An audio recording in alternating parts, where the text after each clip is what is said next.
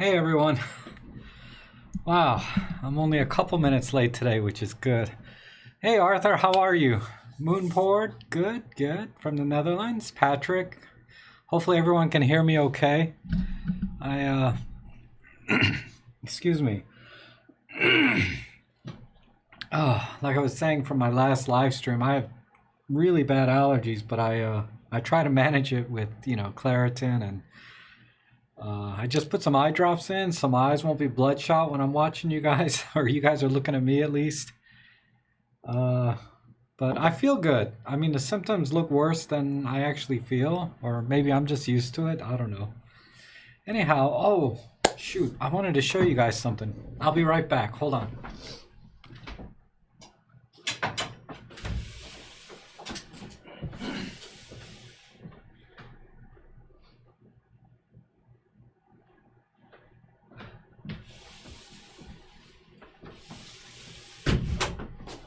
Okay. Hey Arthur, how are you? Yeah, you take great pictures, Arthur, on your Instagram. I always like your pictures. Um, anyway, Larry, I think it's Larry Hayes. I don't know if you're here yet or not, but look what I got. A GW 690 Model 3, so I guess it's the latest version. It's a 6x9, 120 film camera. And he put a roll in it for me and everything, and it's going to give me a good deal on it if I decide to keep this, which most likely I will. But I'm really excited to go out and shoot with this. It looks like there's already been a frame taken on it, because I hate cocking the shutter. You know how expensive film is, but he put some Ilford, I know it's so big, right? HP5, what's this, 400? So that's good, and came with the manual. I mean, this thing is mint. And it's got a 90 millimeter lens on it. F3.5. But I think I read this is about a 45 millimeter, excuse me, equivalent on 35 millimeter. But look at the difference. This is the EM5 Mark III here. I have to back up to get it in frame. It's just shocking. Shocking how big this is. I wonder how heavy this thing is with the film in it. I'm so excited to go out and shoot, but it's like we got flood warnings out today. So it's pouring rain. And then tomorrow it's supposed to be freaking cold with lots of wind. Saturday's supposed to warm up a little, but I think Sunday's going to be the day I can go out. Let's see what this weighs. Take the lens cap off. Like, that's going to help. 1,500 grams. Wow. Wow, so 3 times the weight of my EM5 Mark III with a lens. But this has a fixed lens on it. And it's full manual, so I'm going to have to figure out how to meter with this. I guess I'll use my phone. There's apps on phones that do that. Or maybe I'll just shoot side by side with the M5. Just put it at ISO 400 and it'll be the same. What do I plan to shoot with it? Man, I haven't even thought about it that much yet. I just got it yesterday and it yeah. I'm not sure. I want to take it like, this is like a landscape camera, right? Hey, Larry, I was just showing off your camera here that I'm going to buy off you here soon. I got it. It's awesome. Thanks so much. But yeah, I was thinking, maybe I wanted to do landscape, but it's winter, right? So everything's kind of dead. And it's not cold enough to snow. So if I take a landscape, it's just going to be like this gray mush. I can do that with my phone. So I'm not sure. Maybe I'll go into DC and get some monuments. I don't know. I don't know where to take it. It's like, because I only got, what is this, 8 exposures? So there's 7 left. I don't know why one, Larry. There was one on the frame, but it was already taken. The shutter was already taken. So I had to cock it to the next frame. Luckily, it has a shutter lock on it, right? So it doesn't accidentally get the shutter pushed while it's in a bag or something. But yeah, I was just telling everybody this thing is 1,500 grams. Yeah, I'm thinking of spot metering with just one of my digital cameras, and going from there. I mean, I've done that with my 35 millimeter film before, and it's worked out fine. But yeah, I need to put that down. I'm gonna have to put that on a tripod. So I'm gonna bring a tripod and take it somewhere and get some pictures. Maybe I'll just go in Alexandria. I don't know, but there's a lot of you out there, like John Softly, for example. How you doing, John? You guys have been shooting film, since I was born, probably, because I'm just shocked. There's so many viewers here that are much older, much more experienced than I am. Especially, with the film. And then when I do a tutorial on like a digital camera, I don't know, maybe that's why we connect a little better. I'd love to get some younger viewers and some more, lady photographers in as well. Can't have enough diversity in photography to kind of expand the community in general. But yeah, so I'm excited to take that camera out. And then I don't know if I showed anybody, I finally got my EM5 Mark II. I know I've talked about it. I don't know if anybody's actually seen it, but I got the black one. And I'm playing with this 25 millimeter CCTV lens. It's an f1.4, but it gives that really nice swirly bokeh that you can get in those older Petzville lens that are like $800. I think this does just as good a job for like $20. And I bought also a mount so it'll fit my Fujifilm as well. So I'm going to try my 35 millimeter CCTV on my Fuji. But this is the black one. I have a silver one too. This is the third one I've bought. But this lens, the swirly bokeh is not as strong, but it still has a very nice distinctive bokeh character to it. And this is a 35 millimeter f1.6 CCTV, and this with the it came with like a Fuji mount, a Micro Four Thirds mount, and a Sony mount. It's adaptable because the lens itself just unscrews. And what I'll have to do is I'll have to do another tutorial on this lens and talk about adapting this specifically. Because somebody requests I do another video on adapting lenses, particularly old DSLR lenses. But this is a terrific lens too. It flares a lot, but for $35, really, what do you want, right? I've spent more on, filters and just junk that I never use anymore.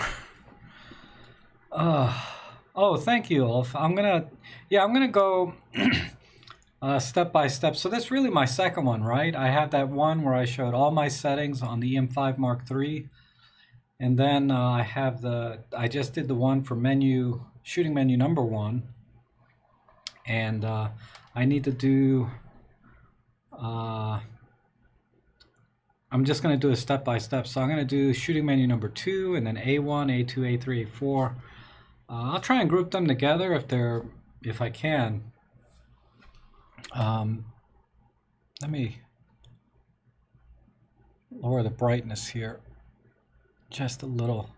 I feel like that guy on Camera Conspiracies now, because he's always adjusting his stuff while he's doing his video. And I guess that looks all right. But anyway, Oh, now my microphone's in the way. So the last two, or at least the last two streams I did, I was using the portrait profile.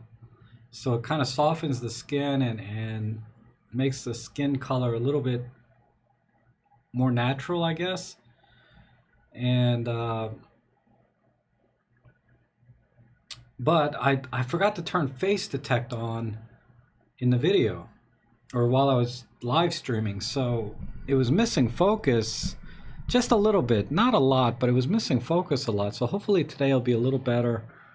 And now I'm just using the natural color profile today. I think I like that a little better. I thought the portrait looked good because I did a portrait session, you know, over the holidays, and I really liked how the portrait looked on that family. But I don't like it actually so much for doing the streaming or my tutorials. In fact, that tutorial I did on the EM5 Mark III for shooting menu 1, I was using this setup, but I was shooting in portrait color mode. And when I rewatched it, if you look at my knuckles in that video, they look kind of orange and stuff. And I had that tan jacket on, but anyhow, you know, I just you know, I'm trying to do live streams twice a week. Let me just back up a little, just because I love hanging out with you guys, really. And then hopefully, you know, if there's anyone that has any questions, I can answer them, or you know, we can just talk about the photography in general. Doesn't have to be Olympus necessarily, but if you have a question, that's probably the only kind of question I can answer. Like, I think one of the things I wanted to mention was in my forum, someone suggested an app called, where's my phone? Here it is, Lens Tag. Because it was a topic we talked about in another live stream about, you know, stolen cameras, and then having a database to register your cameras and search if that camera's been stolen before, or if maybe someone else has that same app and they can look for your camera if they bought it by, you know, like if they bought your camera off eBay, they can check to see if, you know, if it was stolen before, and then they would find you. I'm really not articulating this too well. But I installed it about an hour ago. Let me see. And, you know, I'm not really an app person. But this is it here. I don't know if they have it for Apple. This is my Android phone. And then you just put your camera information in, the serial number. You can take a picture of your camera and take a picture of the serial number.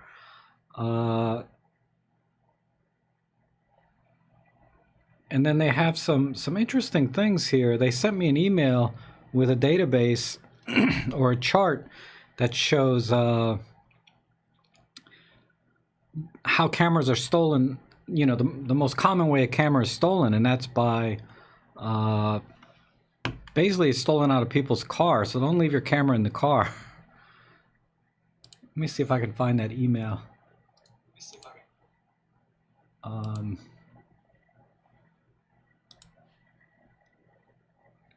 So it was an interesting chart. Where is it? But it looks like there's a lot of stuff there. Where is it? It's worth downloading the app and getting an email from this company and reading the email that you get from them. There's a lot of interesting information in there.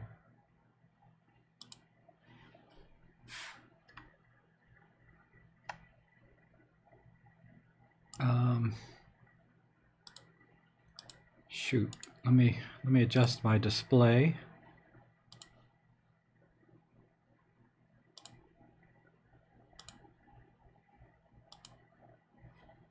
All right.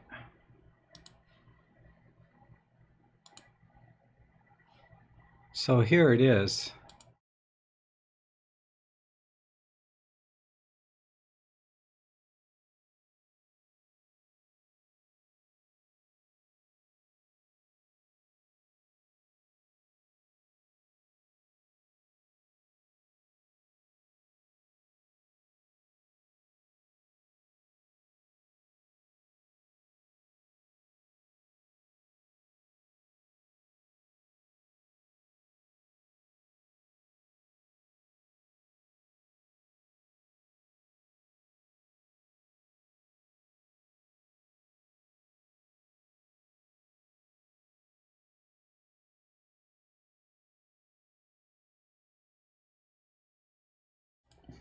Anyhow, I wanted to share that with you because someone shared that with me in the forum. And oh, they have a desktop app also, huh? Okay, good. And what was the other thing? It was the GW690 I got this week. And dang it, there was something else. I can't remember now. Oh, no audio. All right, I'm sorry. Thank you, Ed. I forgot to turn the mic on when I was when I switched scenes there. So all I did was read what was on the chart, basically. But like I said, if you can get that app and then you get that email, I want to read through that because there was a lot of interesting things in that email. And it looks legit because I'm always worried, you know, when you download an app, like what information are they going to steal off your phone, right? You know, I try not to keep anything on there, but you can't help it because I'm so tied to Google and I got everything in Google. And if they have access to everything on my phone, it's just, I don't know, I just get kind of paranoid that way. A while ago, okay, Moonport, it says, a while ago you had a YouTube how to reproduce the Pen-F's monochrome to an Olympus OMD camera. I put the +6 highlights and -6 shadow on my OMD camera and the JPEGs look great. Oh, okay, good. Yeah, it's pretty cool. You know, you can duplicate a lot of what the Pen-F can do. The only thing you really can't duplicate with any precision is the grain pattern. I did come up with a way to do that, but supposedly the grain pattern on the Pen-F is very, very unique. Oh, hi Hans, how are you? Thanks for joining. Thinking about the Mark III. Are you talking about the EM1 Mark III? I'm not thinking about it too much, to be honest. It didn't have, you know, from the specs that were leaked on the EM1 Mark III, it didn't seem to have anything I was really don't have already in another camera. The only thing that was leaked that I don't have is a handheld high-res shot mode, and I'm not really that much of a fan of high-res shot mode anyway. I've never been able to get really decent results with that. You know, it's not enough that it's worth the extra effort and file size and everything else. I still got a lot of other things to improve on my photography other than just trying to get a high-res image. And I feel like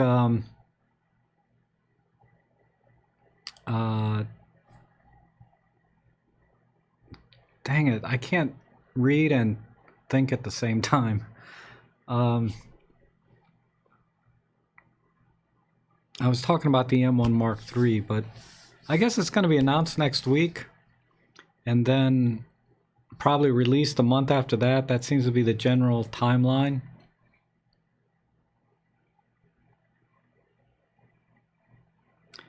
Dimitar says he's changed the M10 Mark II, picture mode natural, contrast -2, sharpness -2, saturation 0, gradation normal. So you're going for a relatively flat look.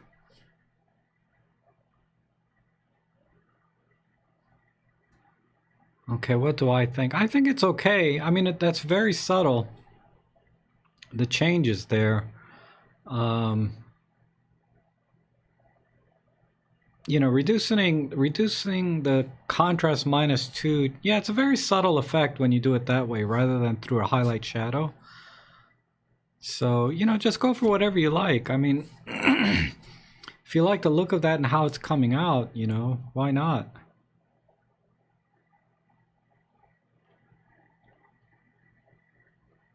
But you think it's a little more realistic by taking the contrast down. So maybe the contrast curve on just the regular natural profile is a little bit too strong.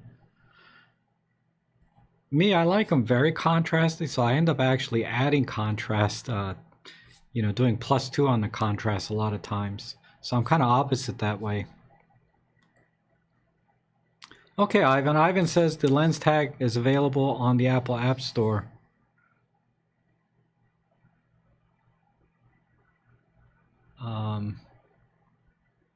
Moonport, I think I answered your question, I hope.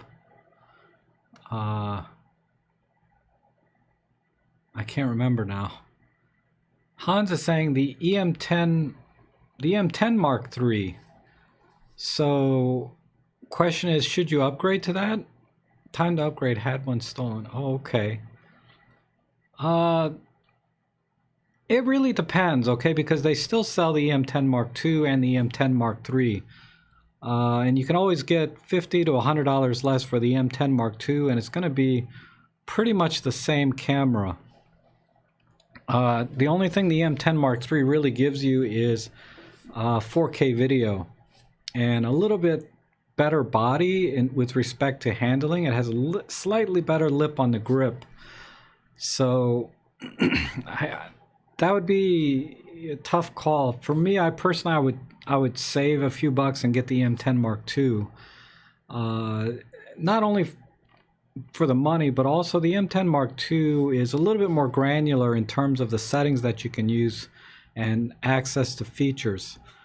For example, silent mode, you can access directly through the super control panel, but on the EM10 Mark II, I'm talking about the electronic shutter, or on the EM10 Mark III, you have to go into the advanced menu or go into the scene menu and access it, and then you can't control the color profile or the settings. I think it goes right into program mode. So there's some features on the M10 Mark III that kind of lock you into using presets, versus the M10 Mark II allows you to adjust the settings yourself. So some people kind of really like the M10 Mark III because they don't have to worry about the settings as much, and they're comfortable with the automatic settings. And then others like myself, we prefer to have that control. And the M10 Mark II still has the scene modes and the presets that the M10 Mark III has. You just have to go into a different menu to get to them, but they're there. So yeah, my advice is the M10 Mark II, but the M10 Mark III is a great camera too.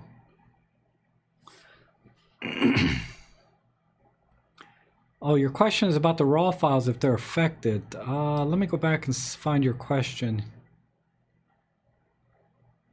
Oh, yeah, okay. So you're applying highlights and shadows. It doesn't affect the RAW files at all.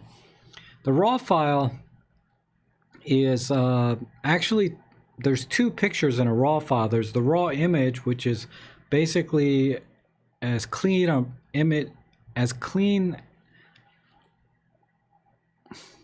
There's two files. Let me start over.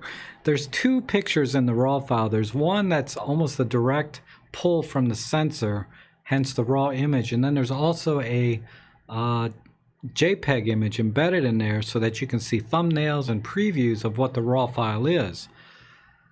And when you bring it into Olympus Workspace, it's going to apply those settings to your RAW file, but the raw image is really not affected. It's just Olympus Workspace is applying the highlights and shadows to the raw image. But you can undo those by turning off the highlight and shadows and work with the raw image any way you want. And if you go to my website, I have a section for Workspace where I have some batch file presets. And one of them is to reset all of the settings on the raw file so it's back to its original raw image. And then you can start to edit it from there. Versus if you import a black and white picture from your camera into Workspace, even though you shot in RAW, it's going to show you a black and white image. But the true RAW file is not showing. It's showing, the settings. So, long story short, it doesn't affect your RAW files, but it can be deceiving when you pull it into Workspace. Now, if you pull it into Lightroom, Lightroom may initially show you a black and white image on the RAW file, but when you go to open that image up, it'll convert back to the raw image. Hans, yes, refurbished is great. If you get it from the Olympus site, refurbished, or anywhere, any reputable place that you can buy a camera that offers a warranty, 30 days, 90 days, whatever it is, so that you can test the camera out, I think the more money you can save, the better. I've bought refurbished products from Olympus, and they're like brand new. I've bought a lens. I bought, I think, 2 lenses from them, and I bought a uh, audio recorder. I thought I bought something more substantial, but everyone that's ordered from them says the cameras and lenses they get refurbished from Olympus seem like brand new.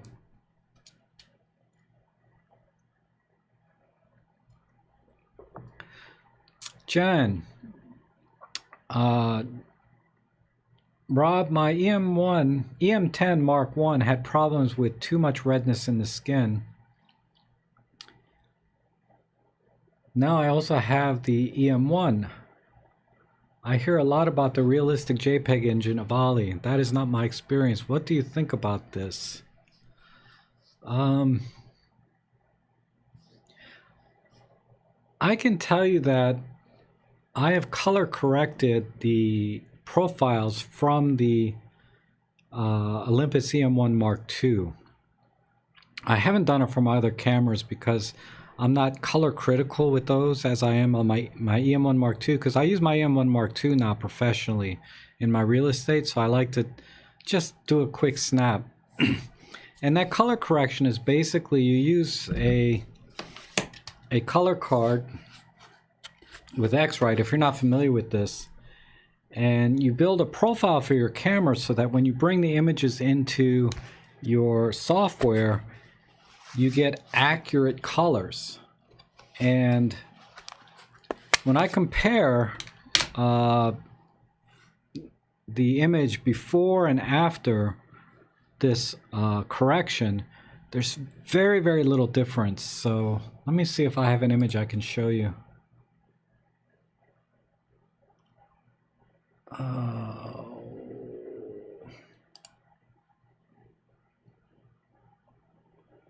One second.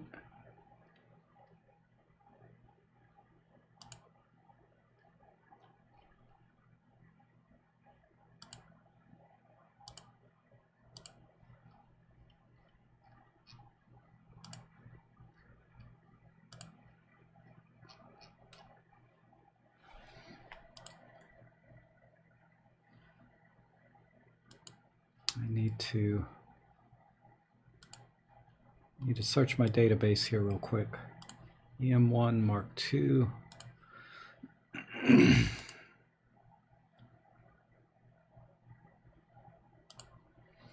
me get a raw image, because you can only color correct raw images. And let me find a final image.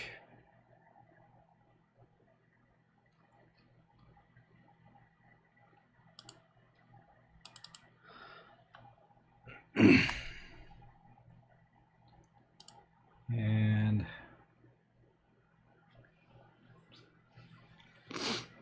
where's my camera settings? Develop.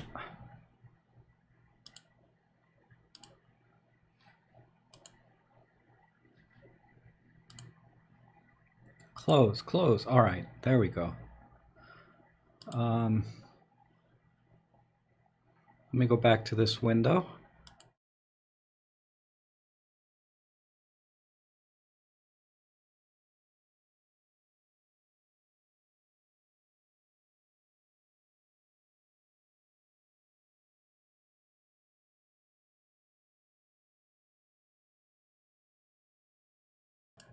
Sorry, I turned my mic, forgot to turn my mic on. So now my mic is on, I think.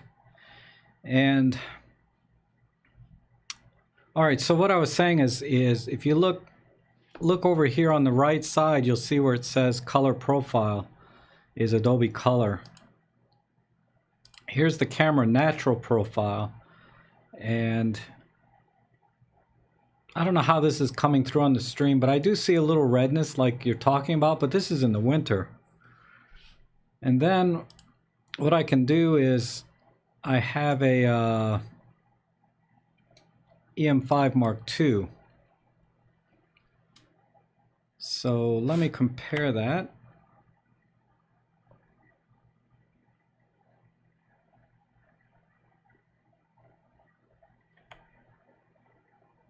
Oh, I got a bunch of other settings in here.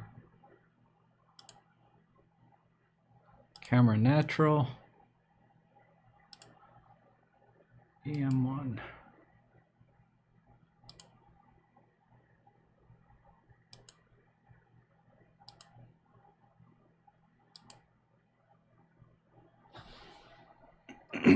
Well,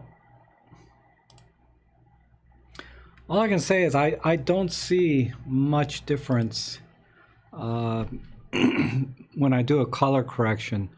Certainly I don't see like less red. It looks pretty much exactly the same. You probably can't tell through the live stream the difference, but when I'm eyeballing it here directly, and my screen that I'm looking at here is also color calibrated.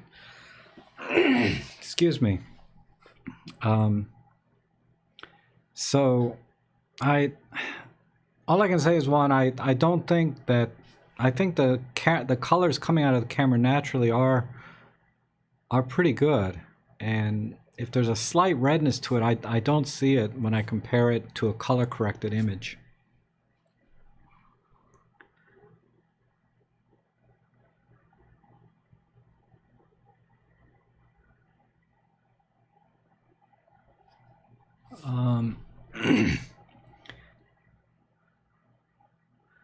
Rob Shoot Photos, how you doing, Rob?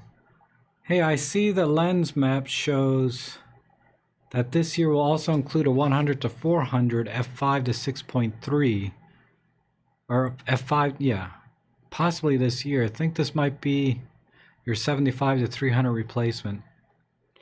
Probably not, you know, because I think I'm gonna go with a pro lens if I'm gonna go up to 300 millimeters again. Mainly because f5 to 6.3 is still too slow, and I don't think it's going to offer me any advantage that I need to speed up the shutter and lower the ISO, which is the biggest problem I'm having now with the 300 millimeter that I have now. So I'll probably have to get, I'm leaning towards the 40 to 150 Pro with a teleconverter, maybe a 1.4. Because Larry Hokie over on Instagram, that's what he shoots with, is that and the 300 millimeter f4. And the images he captures are just amazing. Now, I know that has a lot to do with technique as well, right? There's a lot of settings and things that I'm not seeing for him to get that image. But definitely my problem now is I'm not getting low enough ISO and a fast enough shutter speed. So you combine those two problems with a lens that's already not that sharp to begin with. I'm really getting very, very soft images from that lens, especially, you know, in the wintertime. Now in the summer, I'm not having any issues because the sun is very bright. I mean, I can shoot at ISO 200, shutter speed at 1/2000th of a second. You know, just to give you some perspective on how bright it is. Whereas right now I'm like at ISO 1600, shutter speed 1/800th, and it's killing the image, you know, when you have to zoom in with a lens that's not that sharp to begin with. So I don't think the 100 to 400 would solve my problem, because reach is not my problem. It's just the lens speed.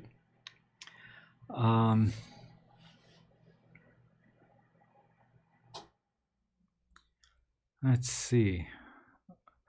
Linda, the rest of my posts color brighter on Canon and Nikon.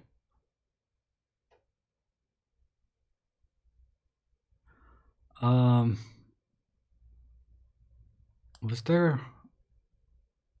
there more, or was that the only question? Let me scroll. Okay, Linda says, I did some light painting test shots with two others who were shooting Canon and Nikon.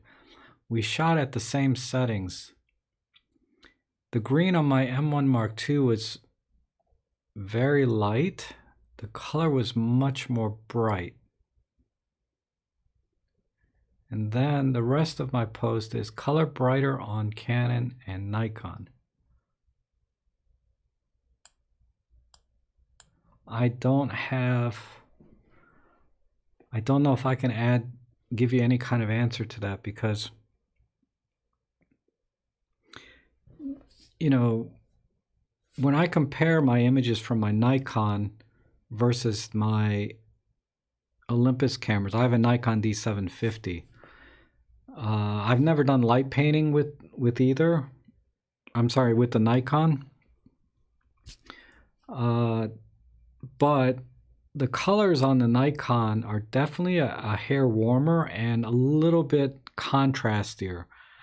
And I'm talking about the JPEGs, and actually also the raw files are, because the raw files aren't really raw. They're still processed slightly by the manufacturer to deliver their unique color science. And I noticed that the tone curve is a little bit stronger on the Nikon, meaning it is pulling the shadows down a little more and pushing the highlights a little more, and it's putting a lot of emphasis right into the middle.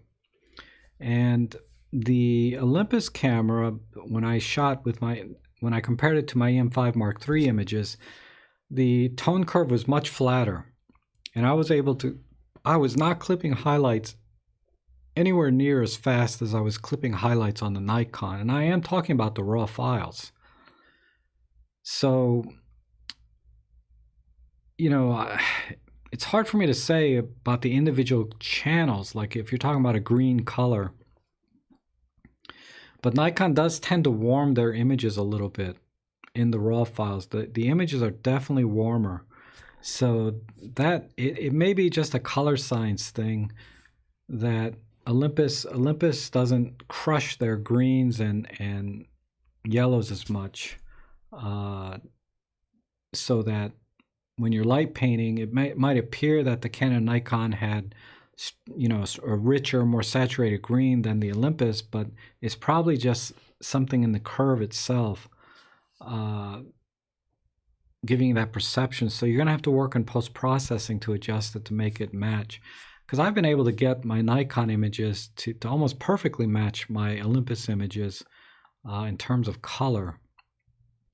I mean, you're about 99% there just doing a white balance adjustment. But there's still a tiny bit of magenta in the Nikon. So that's all I can say is I think, yeah, if there is there's definitely a difference between Canon and Olympus in the tone curve and in the color science, but it's very subtle and nothing that can't be easily corrected.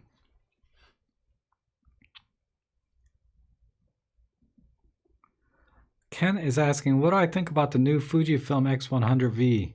I only watched one video on it this morning, the DP review one with Jordan and Chris. And actually, it wasn't even this morning. It was last night, and I fell asleep about halfway through. So I don't think much of it. The only thing I remember seeing was like it was $13.99. It's like a $1,400 pocket camera.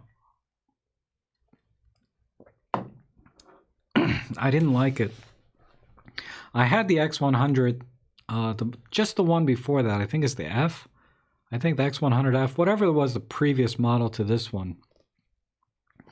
And I didn't like it at all. And the only thing I saw that the V has is, it has a sharper lens, which is awesome because that lens was really soft, close up, wide open on the one that I had. And then it's using the new TruePic, or the new processor that all the XT3s, and XT30 have. But it's just too expensive for what it is, in my opinion. It's kind of like the Pen F, right? You got to love the camera, how it looks, how it feels, what it can do for you to want to spend that kind of money. Like I don't have any regrets buying the Pen F. I paid $1,200 for it, brand new, with no lens. And I have no regrets because I just love that camera. And I think the X100V is kind of in that same vein where you just have people that love that camera and will use it. But, like I said, ergonomically, all of the Fuji cameras have that issue for me where the dials...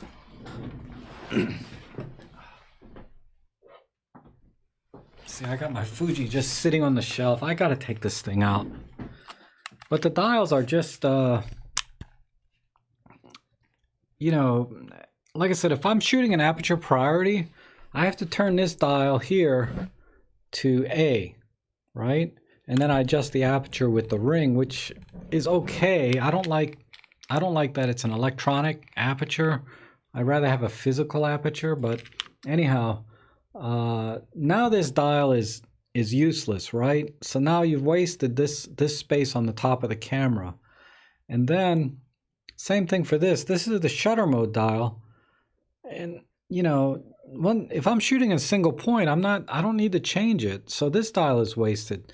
So these two dials are gone on the top of the camera. And what they've done is they've put the small plastic one back here and then a small plastic one here on the front. And these are just tiny, you know, I don't like it. I'm trying to get it at an angle. So ergonomically or functionally, it's just not as fluid for me as any Olympus camera, which has two substantial dials on every camera. You know, EM10, EM5, EM1, you know, my Pen F, of course, substantial. They're not wasted, and you can reprogram these to whatever you want, but the default settings work for me. So, and that's something that, you know, you don't see in specs or on paper when when people are shopping cameras. They just, you know, the handling and ergonomics of a camera kind of get lost in the, you know, sensor wars and low or high ISO, you know, wars. It's silly to me. And that's why I never use my phone as a camera, because the handling is just horrendous. But anyway, yeah, John, I'm not too excited about the X100V. I'm not even gonna give it a second thought. I think it looks really cool, but it just $1,400. That's a lot. You have to be a Fujifilm lover to want to get that.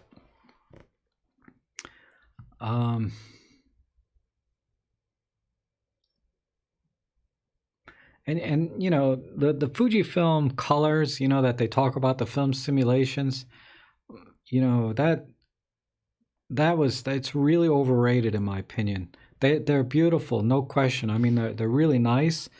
And if it was the only camera system I ever used, I would love it to death. But those things are so easily reproduced in post-processing. Maybe not precisely, but I think the colors out of the Olympus are just as nice in their own way.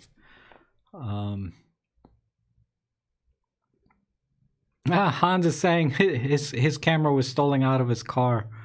I know, right? I need to get rid of the Fuji. I can't get rid of things. I keep buying things. It's terrible. Like I bought a 6x9 film camera. I don't know if you saw that earlier. Or I'm going to buy it, Larry. Don't worry. I'm going to pay you for that. But yeah, I want to develop that roll. So I'm going to try and take it out this weekend and develop a roll of 120 film. And if the images are fine, you know, I'll send you something. My cube mate at work turns out to be an Olympus shooter. Good. Hey Rob, thanks for doing this again. Would you say the 40 to 150 Pro is worth the upgrade from the 4.5? Is there much difference in IQ? Definitely. From the images I've seen, I don't have that lens, so I can't tell you from experience if it's better. But from the images I've seen, you know, it's amazing. Now the main thing though with the Pro lens is the aperture being at f2.8. That's what's going to help you get the better images. Not so much because it's a sharper piece of glass, which no doubtably it is, but being able to be 2 stops faster, right? 5, 6, 4, 2, yeah. So you're going to be 2 stops faster at the same focal length of 150 millimeters. That in of itself is going to give you much better images because you can shoot at either lower ISO and or faster shutter speed when you're trying to catch, you know, birds and whatever sports action you're doing. So that's the main advantage to that lens is the aperture, and that's what I'm looking at. I mean, if it was the same sharpness as my kit lens, I would buy it just for those 2 stops of extra light. But no doubt it's going to be a sharper lens than the kit lens.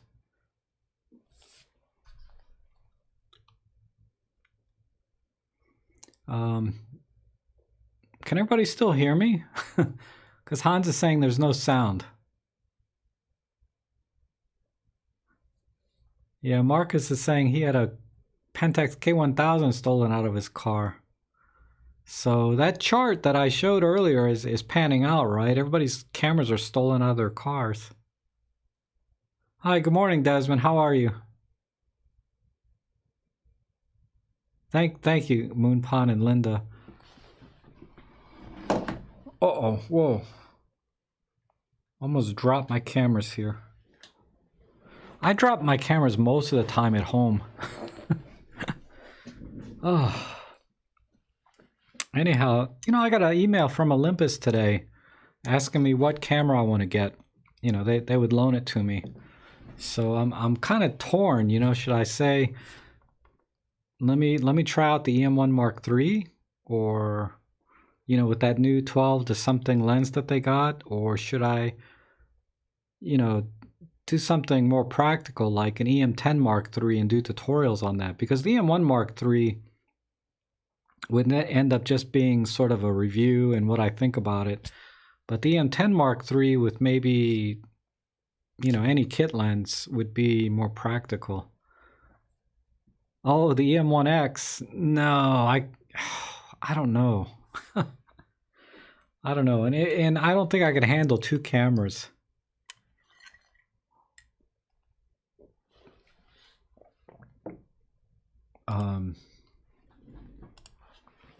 Because 2, oh my God, I don't know what it is. I might have to see a doctor, but my concentration has not been too on. Like, if you saw that video I just made on shooting menu number 1 with the M5 Mark III, I watched that last night, and man, I looked tired and kind of lethargic in that video, and I thought I was feeling pretty good, but I'll have to I don't know. But if I look at my videos from last year or 2 years ago, I'm pretty much the same person.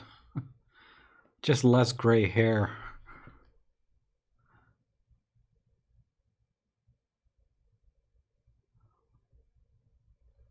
Oh, hey, Desmond. Thanks for the likes on Instagram. What did you think of my photo walk? Oh, that's the one you took a picture of, that like row of chairs, right? At some restaurant or somewhere. That was beautiful. I love that. I haven't really seen the rest of the images, or if I did, they didn't register with me, but I did like that one you posted. Because really, you know, on Instagram, it's like I get so many images, and I only really check it like when I'm having coffee in the morning. But if you guys want me to look at a specific image, you know, just tag me somehow, however that's done, and I'll go look at it.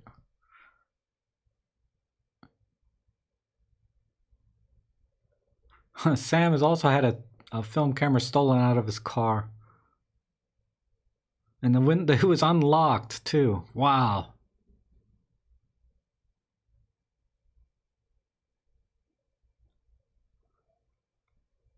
I'll ask for the 150 to 400 from them. I'll see. I'll have to give some thought.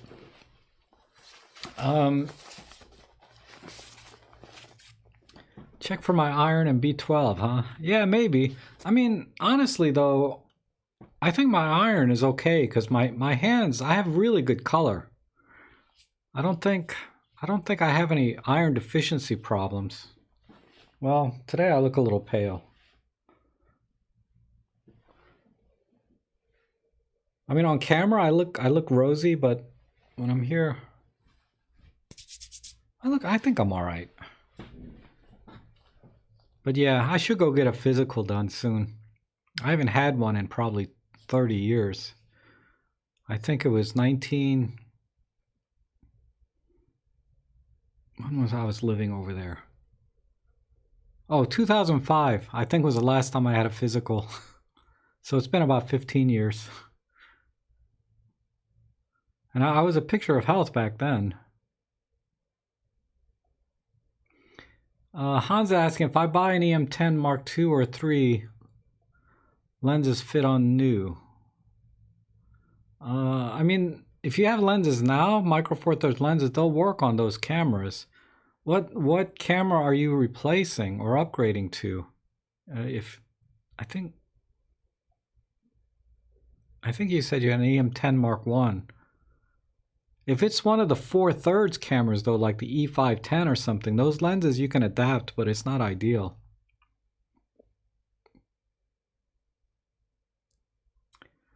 Thomas says, thanks for liking a couple of my photos at Instagram. Yeah, sure, Thomas. I mean, like I said, I really try to look at Instagram, you know, and see what you guys are up to, because you guys are much better photographers than me.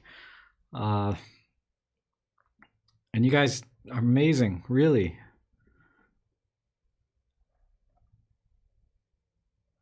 Yeah, Desmond says I should get the M10 Mark III because it's the only one I don't have. And it's just a loaner. They're not giving me the camera. But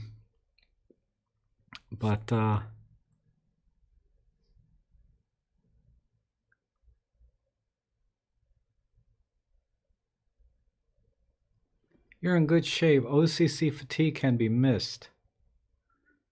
OCC fatigue. What the heck is that? Well, let's not go into health related things. I think I'm fine. I just know these last 2 weeks I've been really well, the past month. That's why I haven't really produced a lot of tutorials, because I just get so tired. But I think it's mainly my sleep schedule, because I went to bed at like 6:30 in the evening and then started getting up at 2-3 a.m. every morning. And then I kept trying to shift my sleeping schedule back, so I feel like I'm on this perpetual jet lag. But the last 2 nights I've been going to bed 10, 11 o'clock and getting up around 6. So I've been getting, I think I'm back on track, but we'll see. But either way, I need to get a physical done anyway. I'm at that age, right? Colonoscopy and all that fun stuff at this age. I like to see monochrome in live view with filter effect and all. See black and white before you press the shutter. Oh, I'm sorry, you're talking to John. Yeah, me too.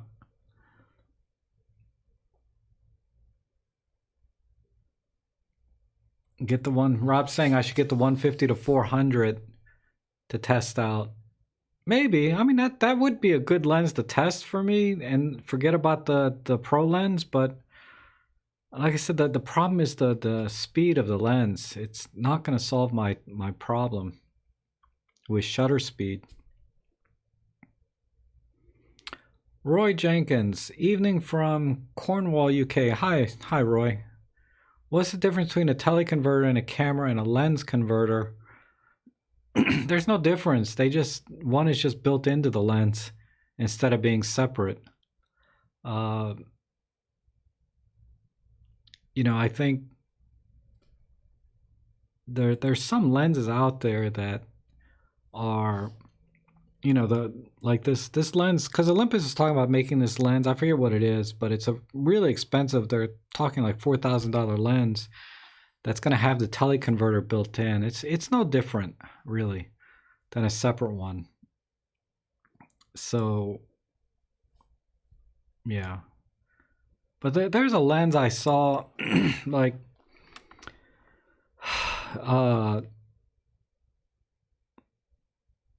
it was basically, I'm trying to remember, let's say it was forget about the focal length, let's just say it was a 35 millimeter f1, right? And it was huge, it was really long, and I looked at it and I said a 35 millimeter f.95 or whatever, all they did was build in the focal reducer into the lens to make it from, say, a 1.4 down to a 0.95. Because, you know, a 35 millimeter doesn't need to be this long. So what did they do? Obviously, all they did was build in a focal reducer. Like you see those adapters they sell, like those Viltrox things that some, and I don't hear about that lens anymore. So probably the image quality sucked, but uh, they can make lenses, fast if they build in the optics to begin with. But then they just get huge.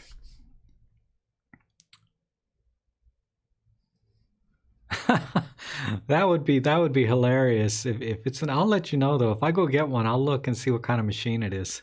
If I get a colonoscopy, it'll be an Olympus machine. I'll check. I hate those things though. I did it like when I was 40, and you got to drink like.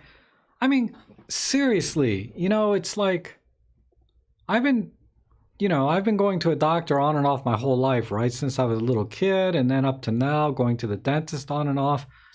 And it's like nothing has changed in my 50 some years of being alive. Everything still sucks. You go to the dentist, they still drill your teeth and they numb everything up. You want to check for polyps and crap, you still got to get a colonoscopy. Like nothing has changed in forever. I just don't understand, why they can't make things easier. Like in Star Trek, right? The Dr. McCoy would just kind of, run this thing over your body and tell you everything. Why don't they have that?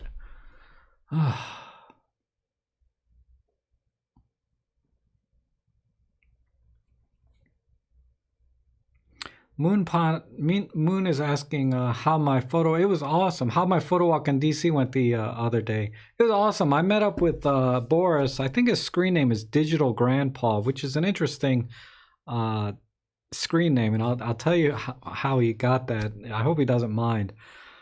But when I met him, like he's not that old. Why is he Digital Grandpa, right? But we met.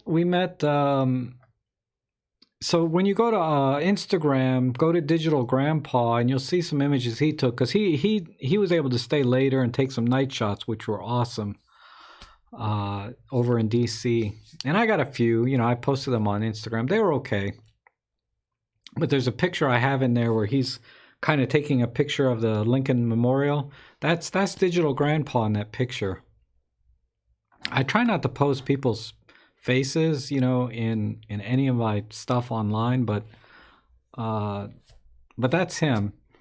But he calls himself Digital Grandpa because he's kind of a computer guy, and he's been doing it for the last 20 years, and he's younger than I am, but he's been doing it for about 20 years. So in with respect to computers, he's a very old, he's been doing it a long time. So that's why his name is Digital Grandpa, is because of his relative to the computer industry in general.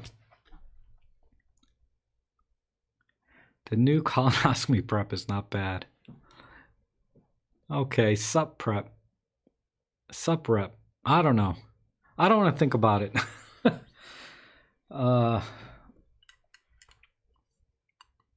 Rob, are related to somebody in Star Trek, Mr. Spock maybe, because you look green to me. I don't know. I did adjust the white balance today.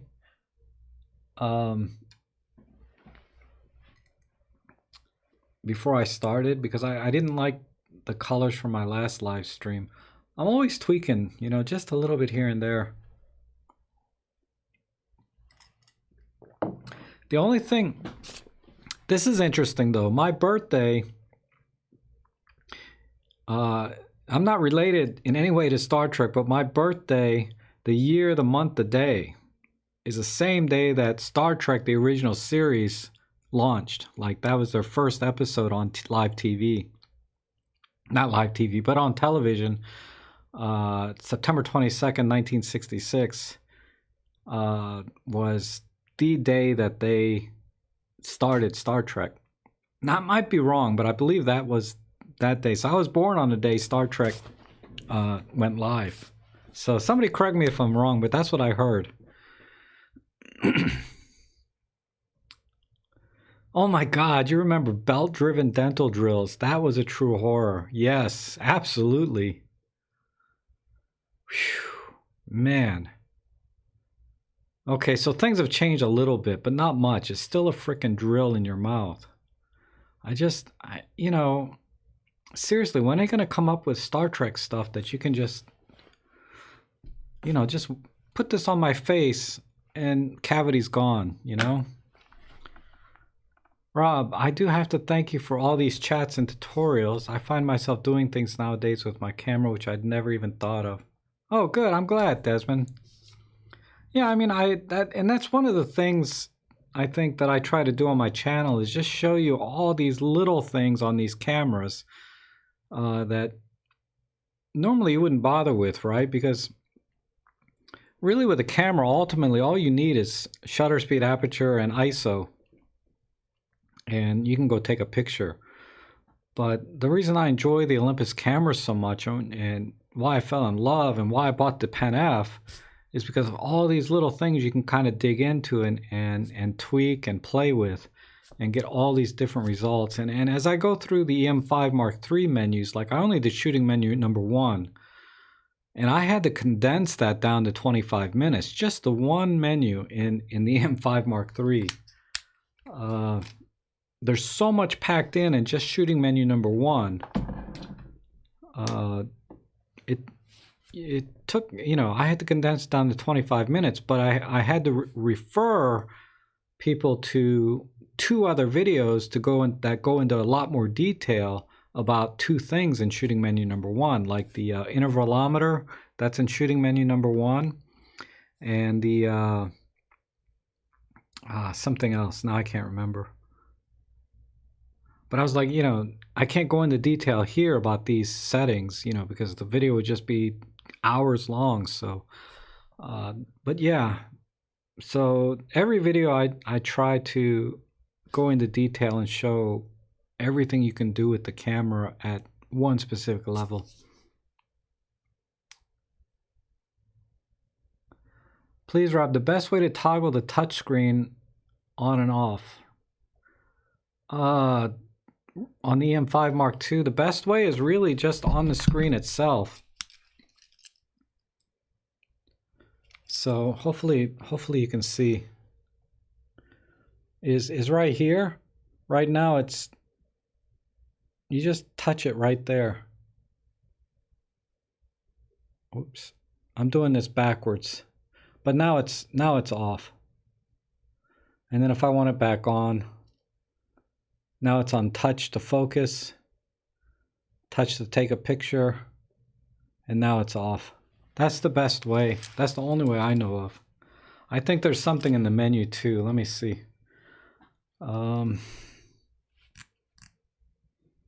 Is there? I've never done it through the menu, or I don't do it through the menu normally. Where would it be?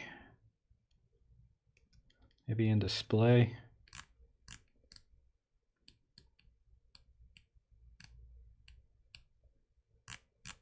I can't remember.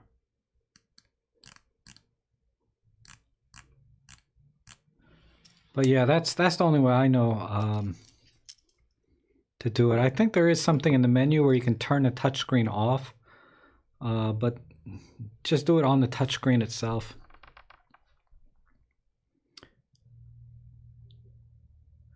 It's slight, but it's there.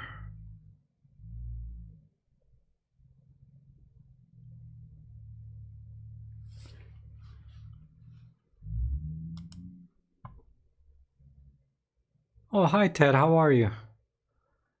Lake Bum Dude, oh, that's you, okay. All right, I've seen you on there time to time.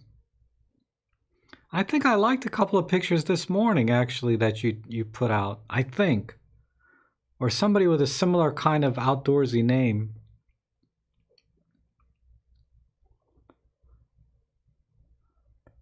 Sam says, I must confess, Rob, as foolish as it is, I bought the Pen F because I thought it was the most beautiful digital camera I've seen.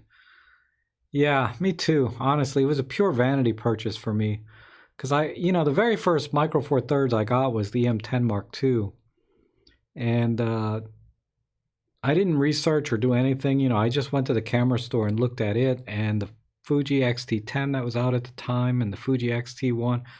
And I said, the Olympus is kind of the nicest, right? The EM10 Mark II, because it was at a much lower price point than the other cameras and was much more compact when you consider the lenses and things. So I said this, because I already was shooting with a D750. So I said, let me just get something small. And I knew nothing about Micro Four Thirds. I knew very little about photography in general, even though I was trying to make a living at it. uh, but anyway, after I took pictures with that EM10 Mark II, I was really impressed with how good it was, even compared to my D750. Because when I was shopping for the EM10 Mark II, I saw the Pen F there on the shelf too, and I said, man, that's the most beautiful thing I've ever seen, but I ain't spending $1,200 on a camera. I have no idea the image quality. So I bought the EM10 Mark II, but like 4 or 6 weeks later, after shooting with the EM10 Mark II, I said, you know what? Micro Four Thirds is awesome. So I might as well buy an awesome camera. Then I had no problem buying the Pen F for $1,200. I didn't hesitate at all because that's the camera I really wanted. But I was like, if I spend $1,200 and the pictures suck, it's just going to be a shelf piece, right? But it turns out it's still, to this day, it's been, 4 years, it's still my favorite camera of all the cameras I own. Yeah, Moon, get a Pen F. Hopefully one day you can get one. It's awesome. And the fact that Olympus has contacted you means they have noticed you. Yes, they when I go to the launch events and they have Olympus reps there, they do recognize me. They they always, oh, hey Rob, they know who I am. I don't know who they are, and they say, hey Rob. I said, oh, hi. Said, we love your videos. I said, oh, thank you. So it's always kind of nice to have some recognition when I go to these launch events. Like, I assume there's going to be an EM1 Mark III launch event, and I'll go to that. And then there's always a few people there that recognize me too, which is kind of cool. It's always nice to kind of, I don't know, it's kind of a side benefit to doing a channel on YouTube is sometimes you get recognized in public. But Olympus, when another rep from Pennsylvania contacted me, and he was very familiar with me, and somebody in UK also contacted me, and anyway, so I have some recognition as an Olympus channel with Olympus, but I'm not asking for like any kind of status with them or like visionary or ambassador title, whatever they call it. Because like I said, they want people that take good pictures, but I would like to be able to encourage them to do more sponsored events where, I can set up a time or photo walk and say, okay, I'm going to invite a bunch of people from my channel, and let's try some new cameras or whatever, just something. I really feel like Olympus needs to get more involved with the photographic community and get out there. Now, that said, it's a business, and I don't know if it makes business sense for them to do that. But I feel like they would definitely do better, especially here in the U.S., because they don't have any kind of events where sponsored events like photo walks and not enough. They only do it when there's launch events of new cameras, but they should do it like for the EM10 Mark III. That camera's been out a couple of years, but why not have a special event for the EM10 Mark III for people that want to get into cameras but have never used, like their first camera. The EM10 Mark II and the Mark III are still valid cameras, even in 2020. And they should be promoting their cameras constantly, not just the ones that just come out. Mark is asking me the best iPad photo editing app. I have no idea. I don't use iPad.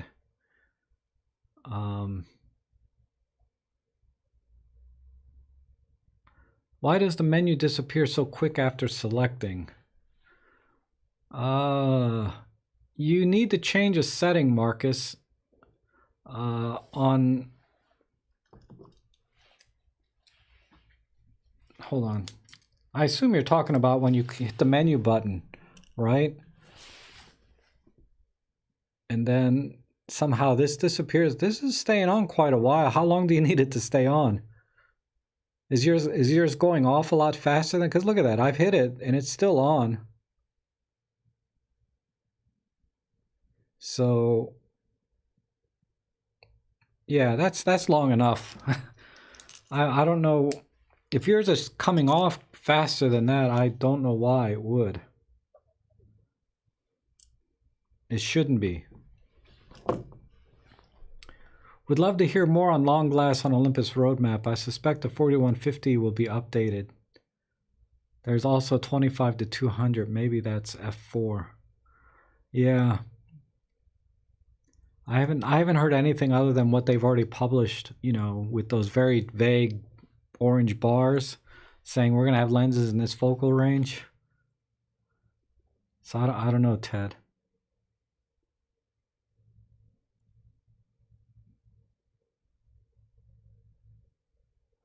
Olympus is basically non-existent here in New Zealand. Once you buy the camera, you're on your own. Yeah, that's too bad. Like I said, I don't know any camera company, honestly, that really puts an effort into the community after, you know, people buy the camera. It's always up to like the individual camera stores or the forums, you know, the individual communities, photographic clubs. They do things, but it'd be nice if they sponsor, you know, if a company sponsored a photography club. Like I think I saw Joe Edelman, you know, he's an Olympus visionary. He was sponsored to go to some photography club. I forget where. He has a video on his channel about it. I mean, they need to do more things like that, where they send Olympus visionaries out to photography clubs and do seminars and workshops and things like that. Because I you know, but they have to pay them. I don't know, you know, how much a visionary would get paid to go do something like that, but I'd go do it for free, you know. If they just covered the travel expenses, you know, I would do it for free.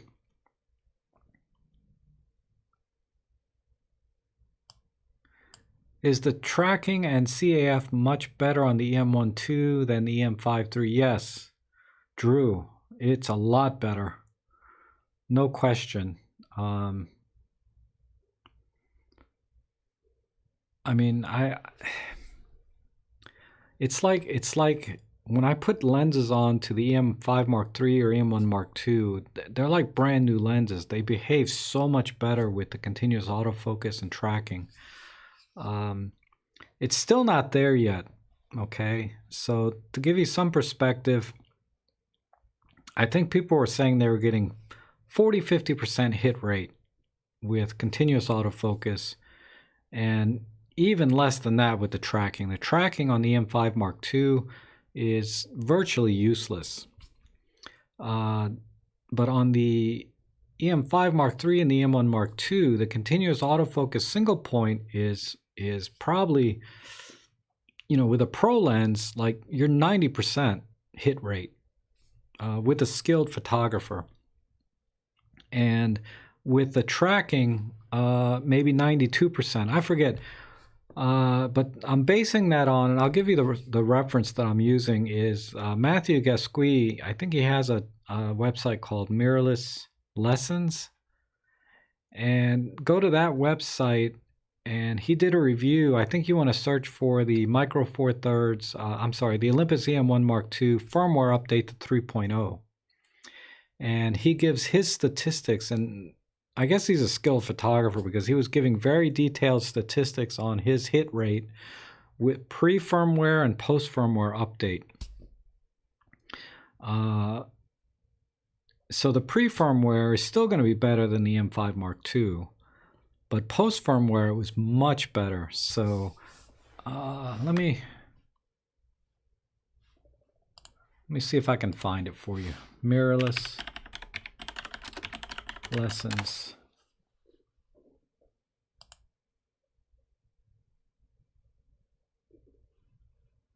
So I don't want to take credit for being a sports action photographer when I'm not. Olympus firmware. Let me search his site this way and see if it comes up.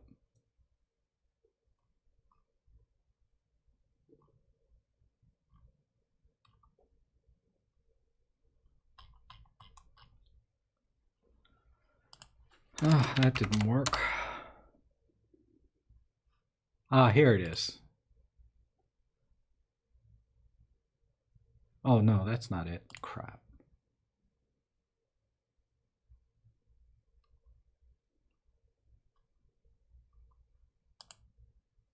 Let me see. Maybe this is it.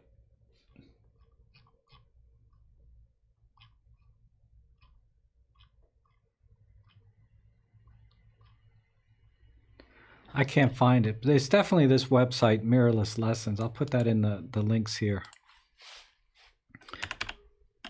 Mirrorlesslessons.com.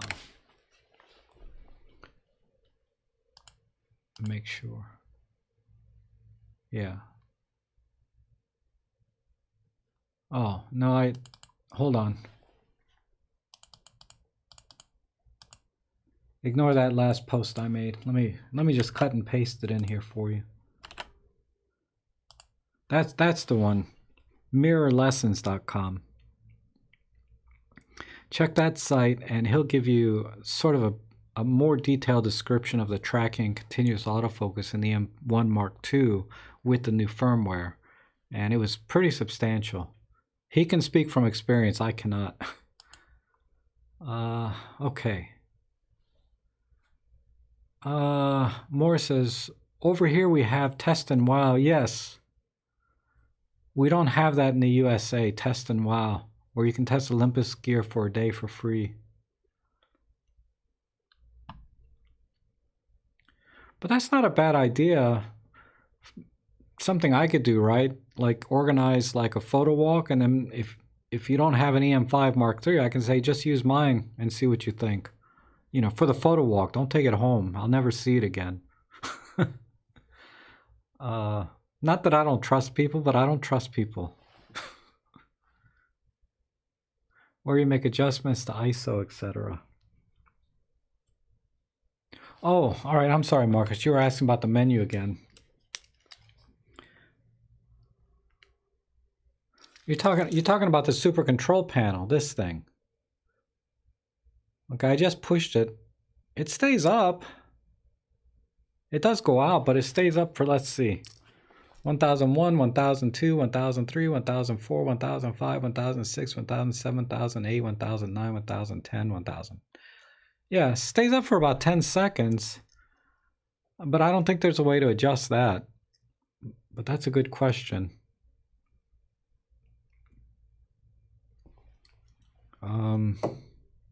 Trying to think, do I ever remember seeing a setting to... Yeah, I don't think there's a way to adjust that, to be honest. I mean, there's a way to make it stay on permanently, but you have to use the EVF all the time.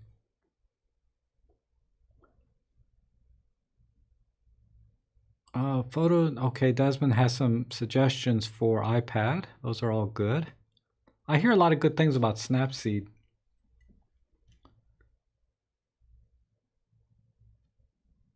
Please, Rob, best way to toggle touchscreen on and off on the M5 Mark II. I did not see the rectangle you showed. Oh, really? So on the M5 Mark II, when you turn it on, you don't have that little rectangle. Let me think. Why wouldn't that be showing? All right, so there's something in the menu then.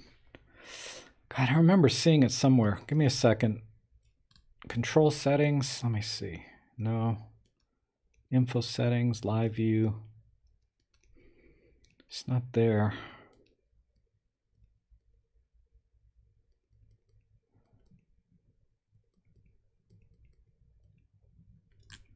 Okay, I'm just going to scroll through very quickly.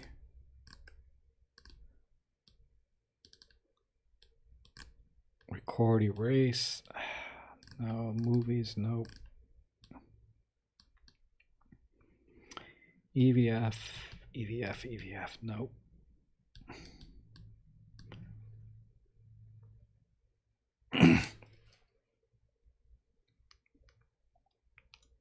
Check, okay, Marcus, or who was it asking? Check this in menu K. Touchscreen settings is on. Because if I turn that off, let me see what happens. Yeah, see? The icon is now gone, right?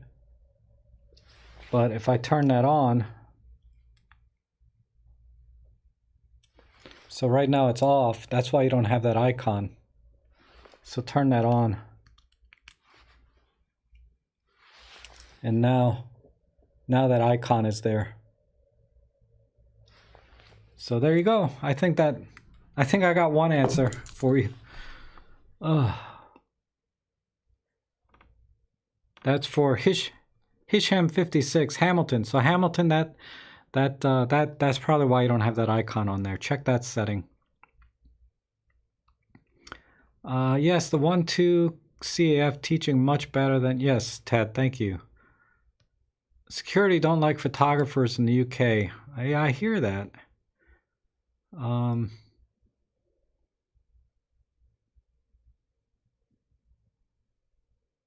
Hi Rob, your tutorial on the M5 III was really awesome. Oh, thanks, Plato.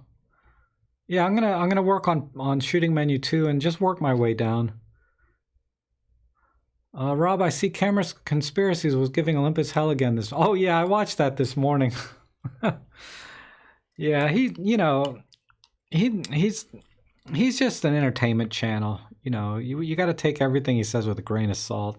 Because think about how long he gives everybody hell, right? Canon, Triple Hammer, Nikon. You know, he gives everybody hell. So I wouldn't. But I did watch it. He's always entertaining. Hi, just awoken from a much needed snooze. Oh, hey Rick, how are you? Man, it's 11 o'clock there, huh? Wow. Or 10 o'clock. 2200 is 10. I gotta get my military time straight. I did some test shots, my dog running towards me with the EM10 Mark 1 or EM1 Mark 2 with a 40 to 150 2.8 Pro and CAF tracking and had more than a 90% hit rate. With my Pen F, not one was acceptably sharp. Yeah. Well, thanks for sharing that, Sam. That's good to know. Like I said, that 40 to 150 Pro lens, I mean, the images I see people take with that are just, you know, it's not just the sharpness, but the image itself would be very difficult to capture if you didn't have an f2.8. And the fact that you're getting such a high hit rate suggests that the focusing motors and everything they did with that to make it focus fast and accurately, you know, hence the price, right? It's a $1,200 lens, but I see them on eBay for like $800. So I'm trying to persuade my local camera store if they get one in. If I can get it for like less than $1,000, then I might do it.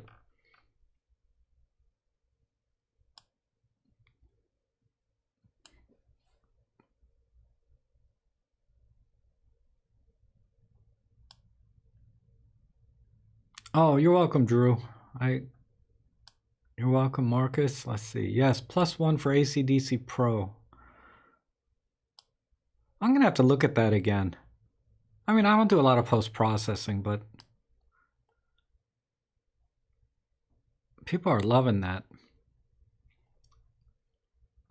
Olympus Educator. Yeah. Super control panel, yes, I'm just not familiar. We'll just take some time to play. Oh, okay, yeah. I know what you mean. Like the thing goes off, the super control panel disappears before you had a chance to really figure out where something is. You get used to it after a while.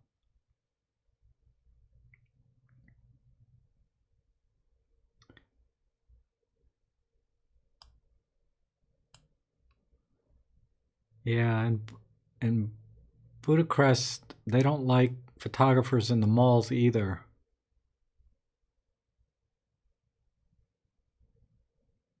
Wow, they even ask people with phones to put them away. I don't understand. Hi, John. Trouble with articulated screen is that you cannot use the vertical arm of an Arca Swiss plate. Yeah, that's true. It does get in the way. The workaround I have, because what John is saying is that with an articulating screen, if you have an L bracket, you're not going to be able to flip the screen down in a way. So what I do is I mount the L bracket on the other side and mount the camera this way. Then I can do it. But you have to use a generic L bracket. Let me see. I'll show you one. If you buy a form-fitted L bracket, it's going to be on the wrong side. Well, I don't have one here, but I have a generic L bracket that I can put this way instead of this way, so that I can articulate the screen. But I rarely use a tripod anymore, so in practice I don't bother. But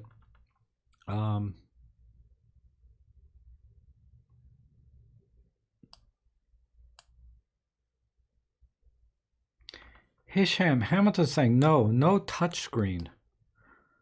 So I still haven't answered your question. I'm sorry. I'm not sure why you're not getting a touchscreen unless there's something wrong with your camera. Because those are the two things. Either it's directly on the touchscreen already, or if the icon is not there, you have to go into the menu and turn on the touchscreen.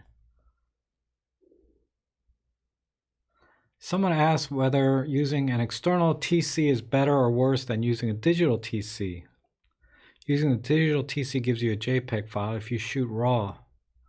An external TC will still give you the RAW file. Yes, that's true.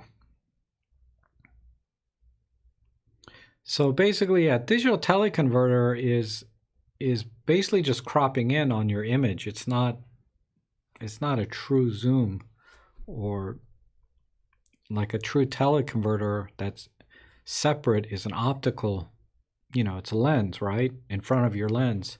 So you'll still get the full, raw image.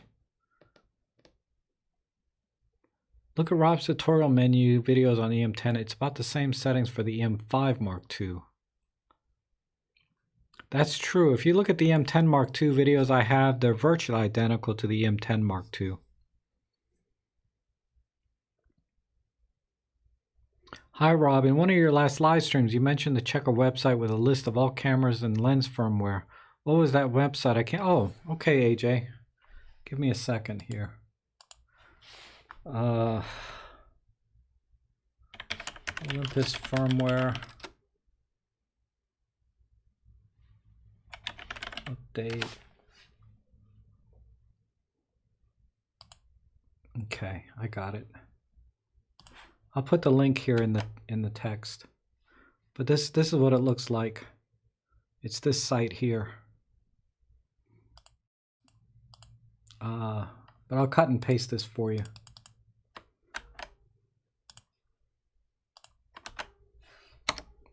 So yeah, just go to that site there. That lists everything.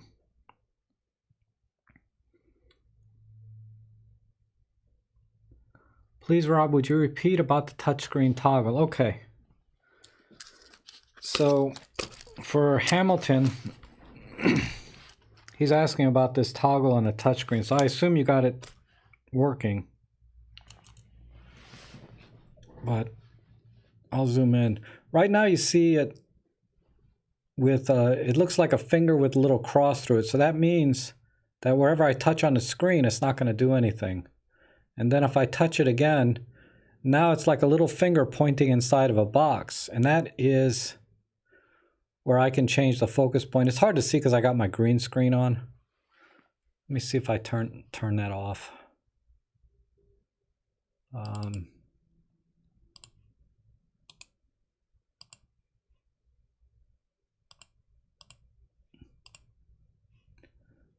So there. So now I just have focus point, and then if I touch it again, it takes me out of that mode. But now you see like a finger on top of a button. That's touch to take a picture. So now it'll take a picture, and then I just touch it again. That's all.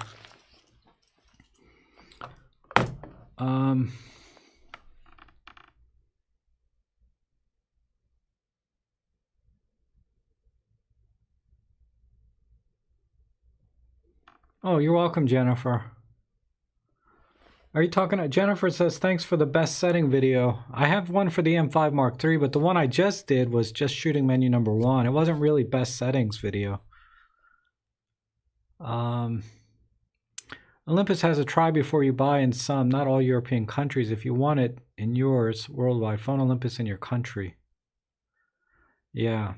Yeah, they don't have that in the US. I know that.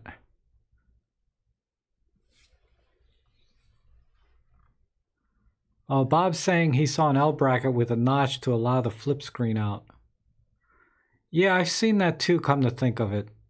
Yeah, it's just an L bracket, but it's open on one end so that the flip screen can come out, but it has just enough lip on it so you can still clip it to the Arca Swiss plate. I have one of those actually. I've never used it. Sorry for the noise. But it's, they just cut this out right here. Just enough. There's still some lip on the L bracket for you to still attach it to the Arca Swiss plate, but it's cut out so you can at least get the screen out at an angle. But if you're on a tripod, you're still going to have trouble flipping the screen all the way down.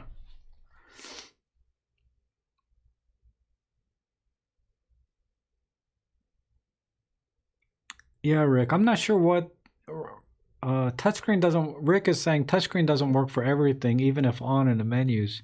That could be why he's not getting a touchscreen.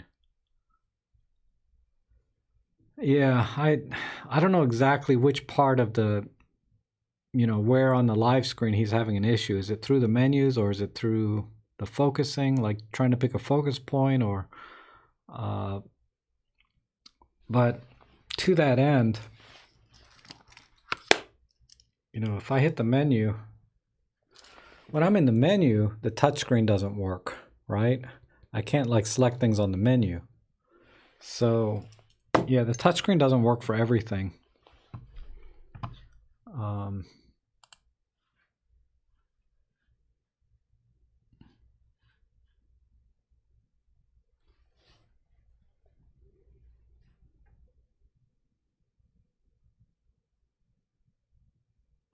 Teleconverter on the lens between the camera and body versus the one on the front of the camera. I think the one that goes in front of the lens is going to be better if you get an Olympus original part. The ones that go on the end of the lens are just magnifying glasses. And Olympus doesn't make too many of those. They make them for like the kit lenses, like a teleconverter. Those are pretty decent. But it's hard to find a front element quality teleconverter or magnifier.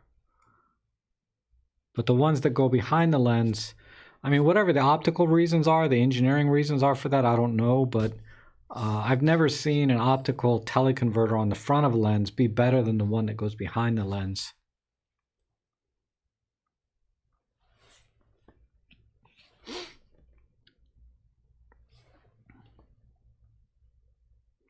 John's saying go to menu K. Yes, I showed Hamilton that, John, the K menu, and how to turn the touchscreen on and off. You're welcome, AJ. Hi, Rob. My chat isn't being put in the queue. Testing. Hi, Frank. Oh yeah, now you're on. Glad you could join us.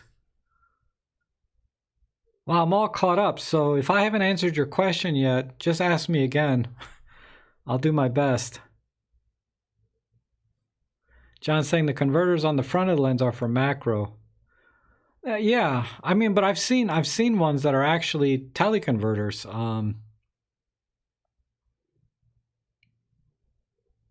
if I recall, Olympus and Panasonic sell teleconverters that attach to the front of the lens. If I recall correctly, but they're for the kit lenses. They're not serious teleconverters.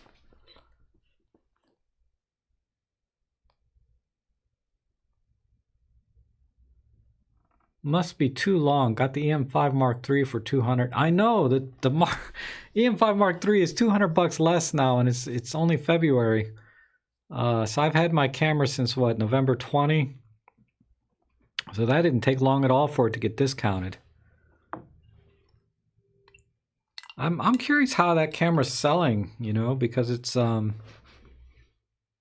they've already discounted it, so that's usually a sign of it's not selling as well as they expected.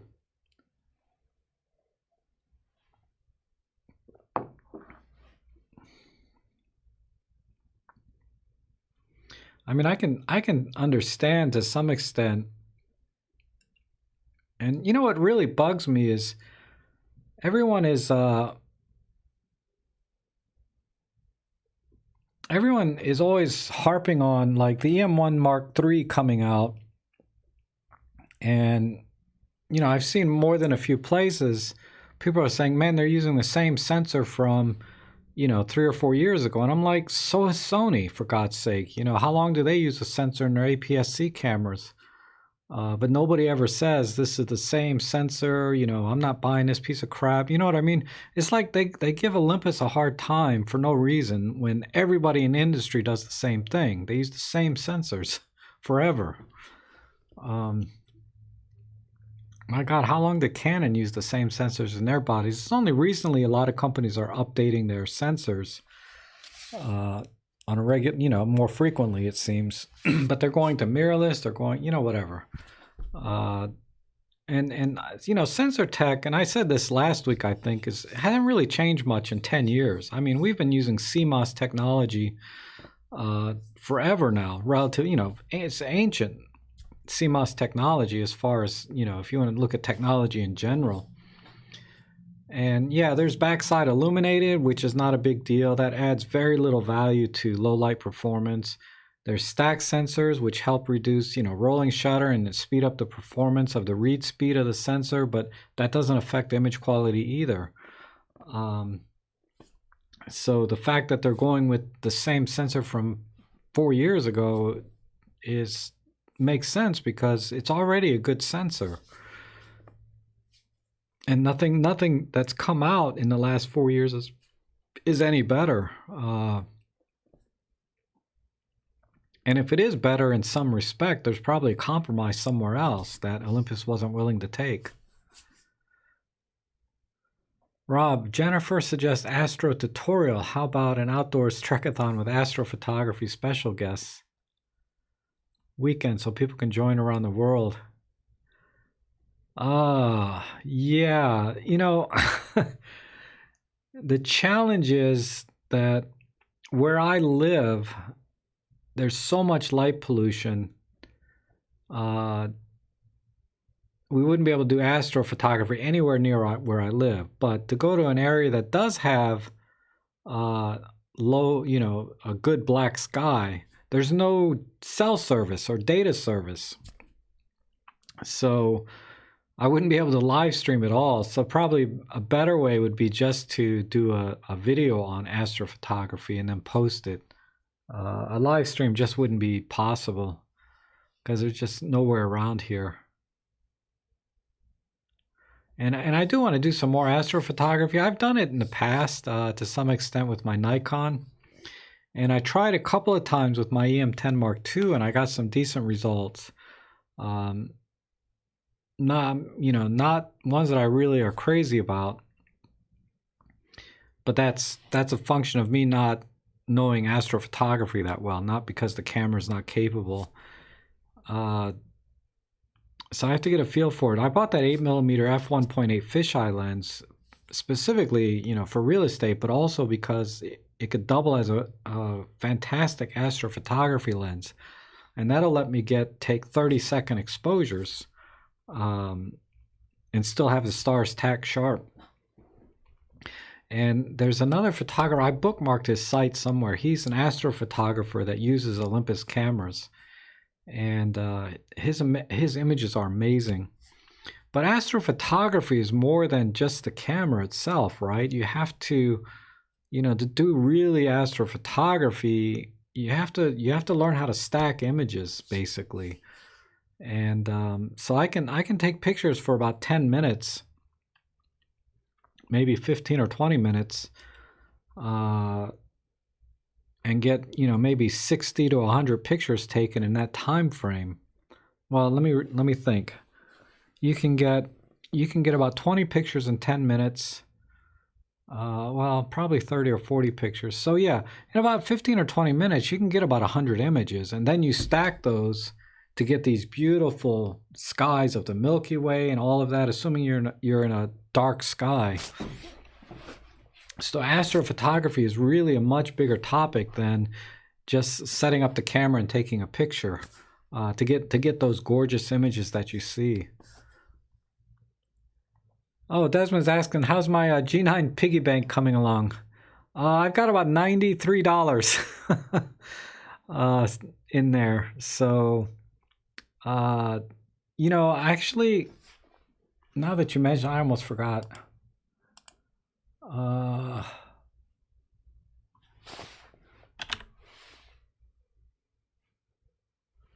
Where did I put that thing?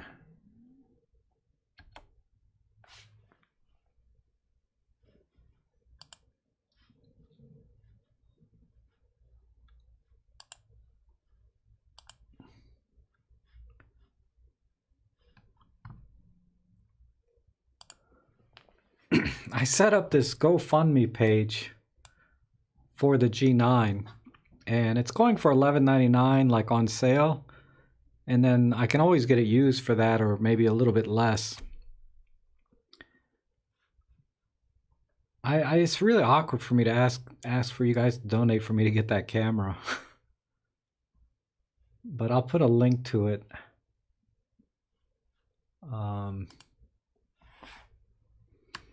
Because since a lot of you have already donated, a little bit here and there, I have to keep it going now, right? I can't just take $90 from the people that have already donated to that fund. You're seeing all my stupid stats here. That have already donated to that fund, and then say, I didn't raise enough to get that camera. And the camera, the intent is for me to start doing tutorials on Panasonic and using the G9 and doing comparison between that and the Olympus cameras. And then whatever else you guys want me to do with that camera. But it's a camera I don't need personally, obviously so, because I have so many competent cameras already. The EM1 Mark II, to name one. The EM5 Mark III, to name another. And it's not a small camera that not like my GX85 that I paid, $300 for. It's a chunk of change.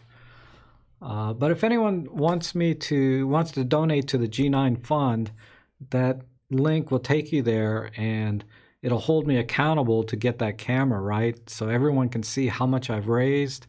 And once we get kind of close, if we get halfway there, I'll probably just buy it. I don't have to wait till I get all of it.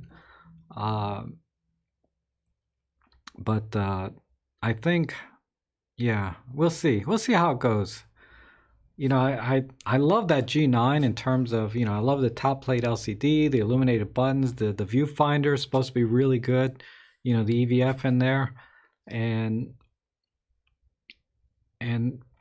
people are always asking me, how does that camera compare? Or they want to upgrade between the EM1 Mark II and the G9. And I can't make any recommendation because I don't have a G9, but if I had one, I could do that, do tutorials, and then give a little better, a credible opinion, right? Because I would actually own both. But that's how that's going. Thanks for asking.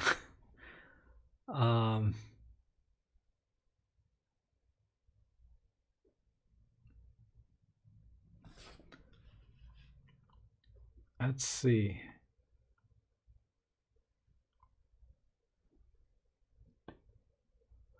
How large can you print with the M1 Mark II?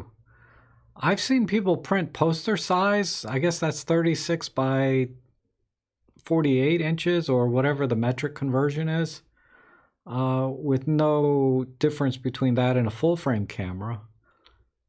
And if you do panoramas where you're stitching images together, you can print as large as you want. I'm thinking about doing a poster size print because I have an image that I took. It's not a particularly interesting image, but it's one that I put a lot of work into, where I stitched together about 80 photos together and came up with this one humongous image. It's like, you know, I don't know, 300 megapixels or something, some ridiculous number. And I'm going to try and print that. But yeah, you can definitely print up to poster size. There's a video by Photo something, I forget what it's called, but there's a video online where somebody took the M1 Mark II and then took out a Canon full frame, I don't remember which one, printed poster size images, and the printer, the guy that printed it, you know, he's a professional printer, you know, he couldn't tell which camera took which picture, you know, based off the prints. So yeah, don't. And there's another guy, David Onions. It's spelled O''Nions. He did some prints with Micro Four Thirds, and he was doing them. I wouldn't call it poster size, but about half poster size, and he was totally happy with that as well. I'll just type his name down here. Well, I'll just go to his channel. Let me see. Steve.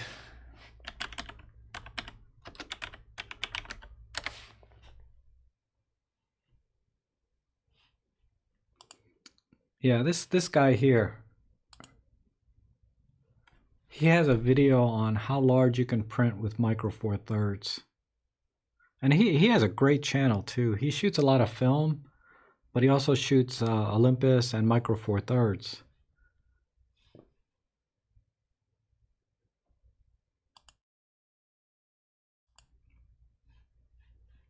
All right. School of Photography, thank you. School of Photography has that video on the prints between Olympus CM1 Mark II and a Canon full frame. Yes, Thomas. One teleconverter Olympus sells is the WCON P01 Y converter for the 14 to 42. Oh yeah, I did a video. That was after I went to the dentist. Oh man. But that was a fun video. Otherwise, it was a nice day, but I couldn't feel anything because the whole side of my face was numb in that video. Plato saying the sensor on his EM1 Mark II is up to par with his Canon 5D3. I believe that, because Canon's not known for their high ISO performance or dynamic range. You know, in really any camera, if you go out shooting, you really need to keep the ISOs down, regardless, full frame, medium format, if you want the most out of the camera, because things fall apart quickly in color and dynamic range, regardless of the sensor size, once you start pumping the ISO. Special adapter to charge the M5 Mark III. No, you don't need a special adapter to charge the M5 Mark III with the USB. It's just a standard USB 2.0 micro USB. Rob, what date for the Four Amigos live stream? Oh, no, February 20th, I think. Let me check the calendar. And I think I'm only gonna do February 20th. It's gonna be Maddie Salanto. It's gonna be kind of a Panasonic theme, so it's gonna be Maddie Salanto and Emily from Micro Four Nerds. And I've reached out to one other person. Oh, James Popsis, because he's also kind of a Panasonic guy, right? So it's possibly those three, but it's at least Maddie and Emily. We're gonna go live together on February 20th. If there's another Panasonic person out there that you guys know of that would be good on the channel, let me know. But I don't follow Panasonic channels other than Maddie and Emily to some extent. But I don't follow either of their channels a lot. I just watch videos time to time when they hit on a topic that I'm interested in. Because they're Panasonic. I'm just not a Panasonic person yet, unless my G9 fund gets funded somewhat. Oh, hey Rod, how are you? Oh my goodness, you rarely make it into my. You always come in, right? Say hi and then say I'm going to bed. So maybe this time slot's better for you. Tristan's saying I did Astro once and it was an amazing experience. Too bad I didn't know what I was doing. Need to do it again, but I live in LA, so it's a little tough. Yeah, LA has a lot of light. You have to drive out. Okay, good, Hamilton. I'm glad you got that working. I did my best. I just was struggling to know exactly what you were challenged with. Rick is saying on Astro Rob, could you still do an Astro Trekathon with special guests? That includes pre-recorded. Maybe. I just don't know anybody that's good at astrophotography personally. I can do one by myself, no problem, once the weather gets a little warmer. So I would think in April, it'll get just warm enough for me to go out into the mountains, because in the mountains it's freaking cold. And when I go there, I have to camp, right? I have to camp in the mountains. I can't just drive out there, then stay overnight. I have to camp there so I can get enough rest to stay up all night.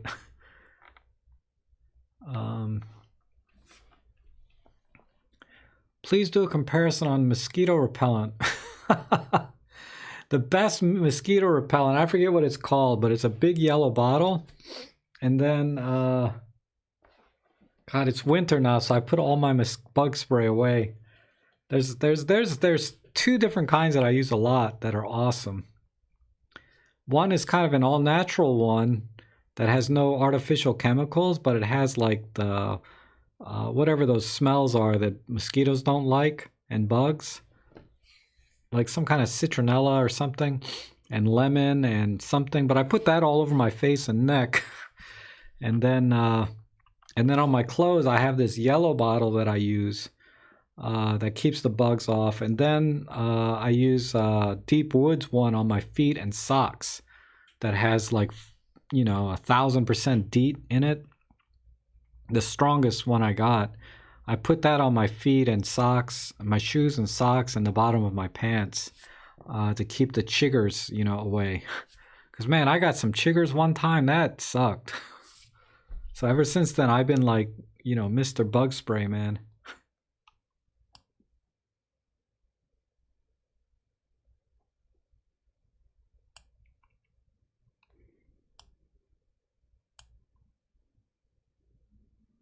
Have you considered renting a G9? Nobody locally rents that thing.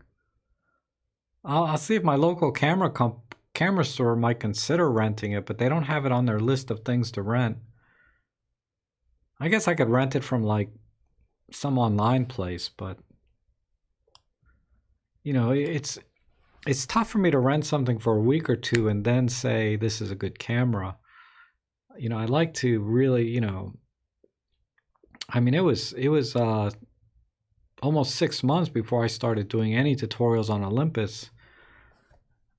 And even to this day, I'm still learning new things.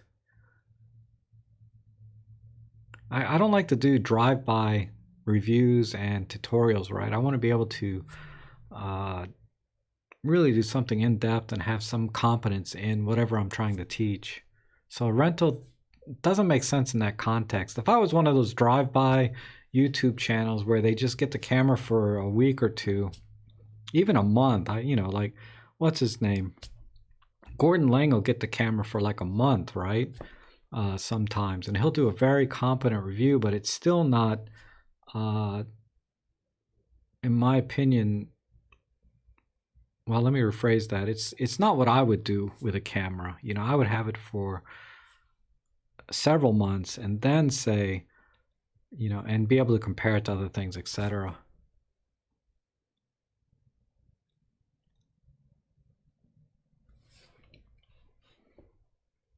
All right, John, you helped Hamilton and I did not. Thank you for that. Hi, Rob. I got the Godox CT350O and X1T transmitter yesterday. Any idea if I can get the original EM12 flash to work with the X1T? No, you cannot. Or do I need a camera flash with battery? Yeah, that little FML LM3 flash needs to draw power from the battery in the camera. It doesn't have its own power, so it'll never work separately.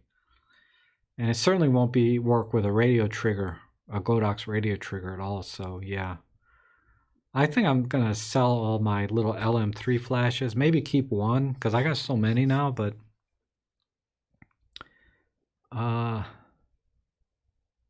Photo Joseph for Panasonic. Also, Rob Knight was a panty guy for a long time now. Ollie, but always. Okay. Photo Joseph rings a bell. I gotta write it down because I'll forget. I mean, I could watch my live stream again, but I'll never find that specific thing.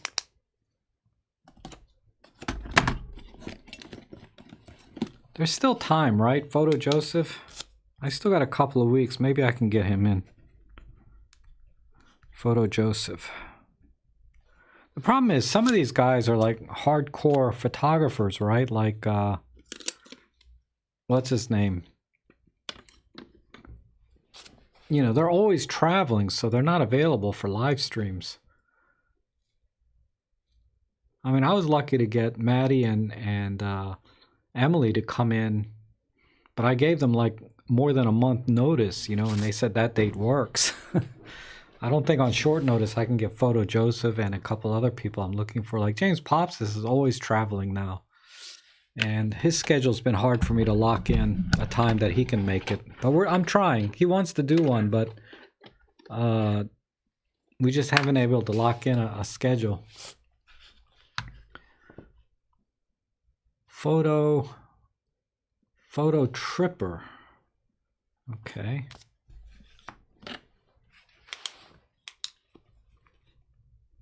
That's with an F, right? Photo Tripper. Rob Knight. Yeah, I don't know any of these guys. Oh, that's funny, Tony. Most people are completely dark about Astro. I like that.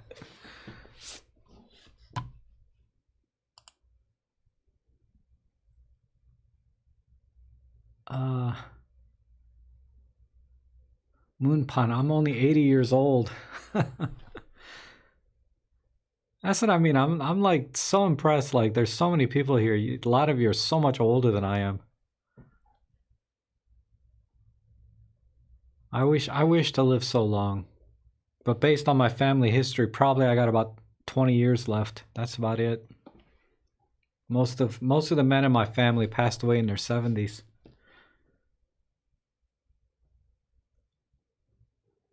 Kent Bergston. Oh, sorry.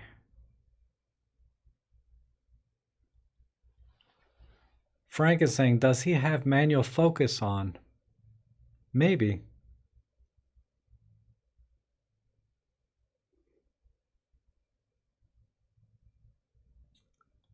Tony B, he's a video guy. Oh, okay.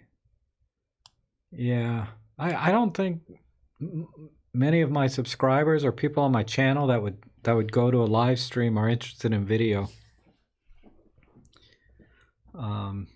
People are asking me to. I have a small series on video settings.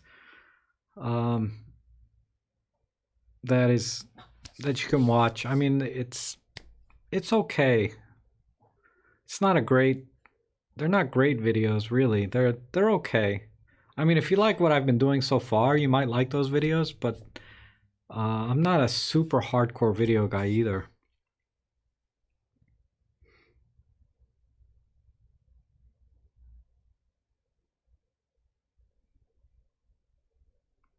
Photo Joseph has a daily live show. Rob Knight mostly workshop and travel guy. Really? Photo Joseph. God, that name rings a bell, but Photo Tripper is an M43, but very entertaining. Okay, well, I'll check him out. If nothing else, maybe I'll enjoy his channel. Oh, okay, Moon. I'm sorry. Moonport, I get confused sometimes. Oh. Just checking my eyes. They're so red. I feel fine, but this came up in my last live stream that I look tired all the time. And I feel fine, but I just, because of my allergies, I always look like I'm tired or on drugs or something.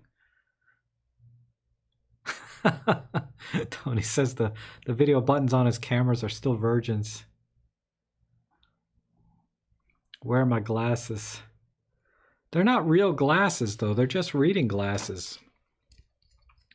You know? So these are good for, like, if I want to look at something, like right here. This is about my working distance, but, like, if I look at the screen, it's I'd have to get up this close. Then I can see. Man, I can see every pixel now. But with these off, I see a lot of double letters when I'm looking at the questions on the live stream. So sometimes I maybe that's why my eyes are tired, just straining too much. If you can learn the Olympus menus, you'll never get dementia. Oh my God, I hope not. I hope that's true. They say if you keep your mind active, you'll, like, you know, you get less chance for all these brain disorders when you get older that are common. Bob Finley, are the Enelope AA rechargeable batteries good enough for the Godox TT350? Yes, I use the Amazon ones, but they're the same thing, right? The pre-charged AA batteries. Don't buy like the regulars. Let me show you what I got here.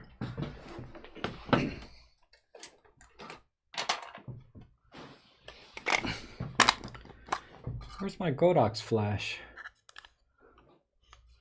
Oh, yeah. Amazon sells like the regular rechargeables. These work in the Godox TT350, but it takes longer to recycle, you know, between charges, and then they die fast. And then they have these. These are very similar to the Enelopes. I think somebody on Amazon said that, you know, one of the reviews said that these were made by Enelope. But these are the pre-charged AA's. These work great. They recycle the camera faster, and they last a lot longer than the regular rechargeables. They're both nickel metal hydrides, but the pre-charged ones, because when I was first shopping for rechargeable batteries, I was like, why would I pay so much just because they pre-charged it for me? I can charge the damn batteries myself, you know, and save like half the cost. But it turns out the chemistry or something is different in the pre-charged ones, that they're a lot better battery than the regular ones. So yeah, Bob, get the Enelopes. The Enelopes are very good. The pre-charged Enelopes.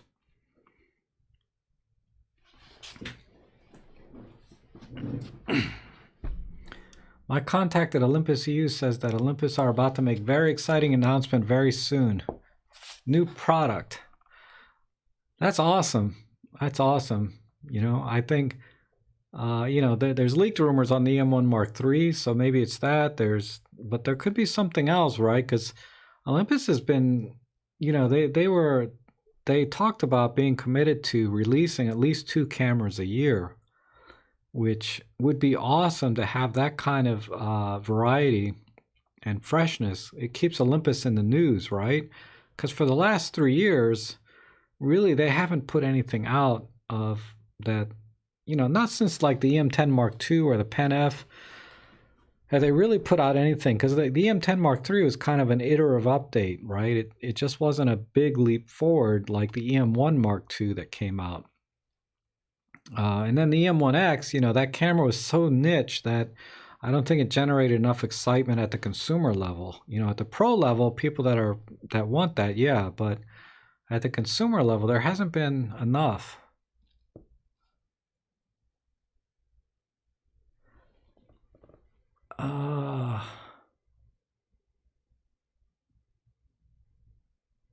Wow, that's harsh. There's not. Is there anybody here that does video with their cameras? I mean, I have to because I have this channel, but uh, I probably wouldn't do it that much otherwise myself. But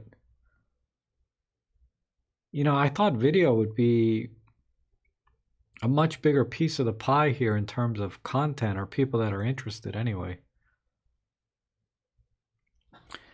Just before I click buy, I just found a gray 45mm f1.8 at a good discount. Would you recommend for street?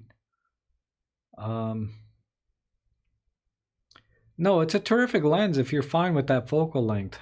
I've taken it out a few times for street photography, and there's a lot of photographers, a lot of my viewers say they do the same. But you have to be pretty far away, right, because of the focal length. I think street photography is primarily considered, you want to capture the environment and the people in their environment, and it's hard to do at that focal length of 45. If you want to do street portrait work, it's a perfect lens, right? Just getting kind of a, chest up type portraits in the street, it would be great for that. But yeah, there's no issues with that lens. It's a wonderful lens. But for more an environmental type street photography, the 17mm is probably your better choice, because that's just wide enough to capture the environment, but not so wide that things start to look distorted.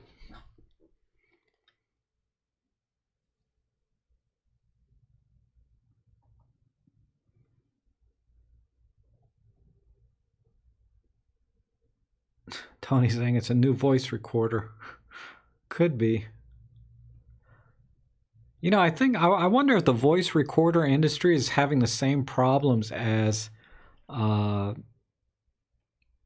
camera industry with respect to cell phones, because whenever I watch the news, you see all the reporters holding their freaking cell phones out like this. You don't see anybody with a real handheld recorder anymore at these news conferences. They're all holding their phones out, right? Or even I've seen some people actually just recording with their phones, the frickin' reporters. But yeah, of course there's professional recorders, like the Zooms and everything that people need for quality audio. But the news is a big chunk of that business, right? And a lot of people are using just their phones to record audio.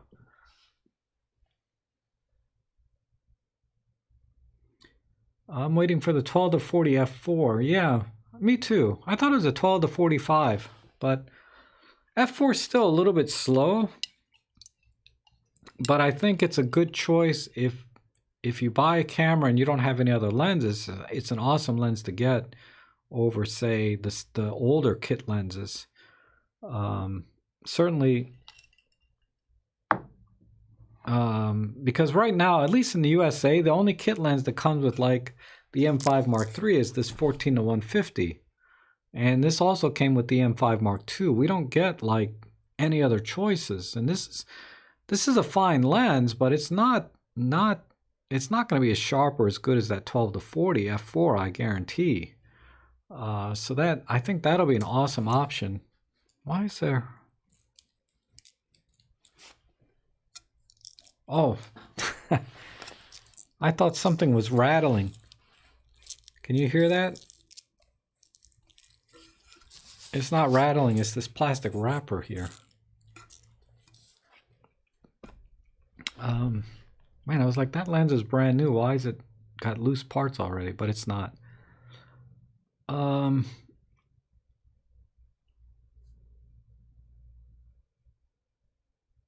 I've been saying they released 3 last year. I think you're right? EM5 Mark III, EPL9. What was the third one? EM1X maybe. So those three, right? That's pretty solid release in terms of cameras. The EPL series still confuses me a little bit. I mean, I like my EPL8, but I think that's marketed towards, girls for some reason. I'm not trying to be sexist or anything, but every review on that camera is always done by these channels, by these girls that don't know anything about cameras. And it kills me when I see like somebody reviewing an EPL8 and getting 100,000 views on a camera that like most of us don't use at all on my at least on my channel. I don't know too many viewers that use the EPL series.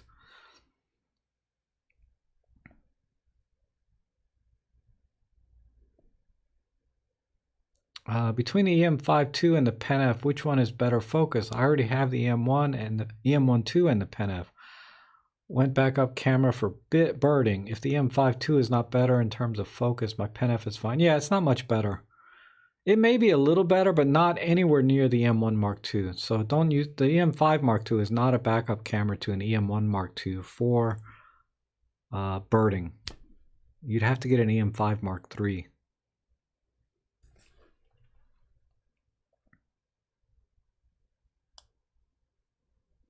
You never know, it might be even an exciting OMD firmware upgrade. That's true, it could be anything, right? The selfie video is very nice. Now I get the touchscreen working. Oh, good, Hamilton. I'm glad we were able to work that out here in the live stream for you. Even if it wasn't me. I mean... Oh, the TG6. That's right. So maybe 4 cameras, right? EM1X, EPL9, EM5 Mark III, and a TG6. That's a lot of cameras. I mean, I think out of all of those, the EM5 Mark III and the EM1X are kind of the significant ones. The TG6 was a very, very small update to the TG5. And same thing with the EPL9. Very, very, very minor upgrade to the EPL8. A downgrade in some ways, in my opinion, because they got rid of the port.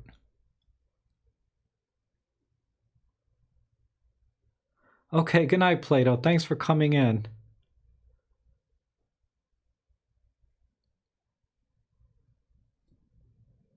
Rob, maybe make like Klinger in MASH if you want more views of your videos.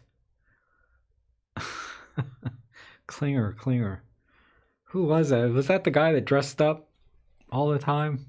I think that's it. God, I haven't watched MASH in like 20 years. Whew.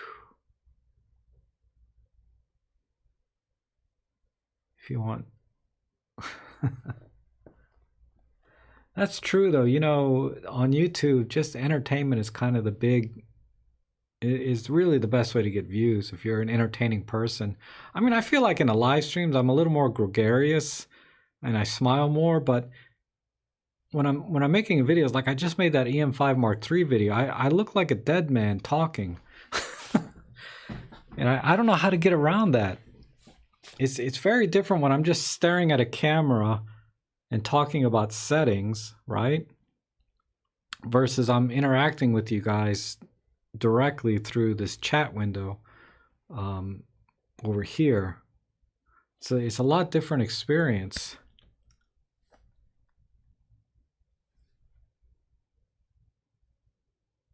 How did I avoid the reruns? Tony, how I avoid reruns is I don't have really cable TV. I just have internet and then I YouTube everything. I can stream some other channels if I was looking, but I don't know. I'm more of a movie series kind of watcher guy, not reruns on TV.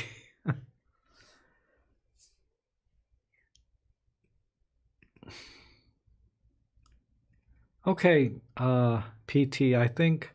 Yeah, keep an eye on the 17. That's a great lens for street photography.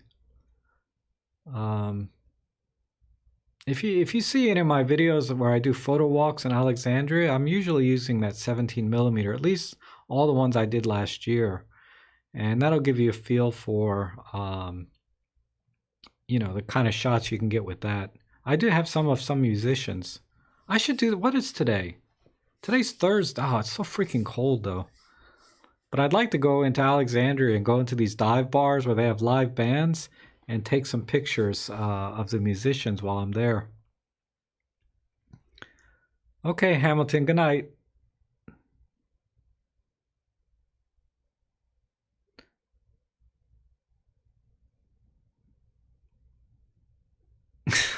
Yeah, Rick, a glove puppet. I know. God, that video. I mean, I'm getting good feedback on it, right? Like people that watch it seem to enjoy it, but I just feel like a freaking zombie sometimes in my videos. I don't know why. I don't know why I can't be more like I am in a live stream.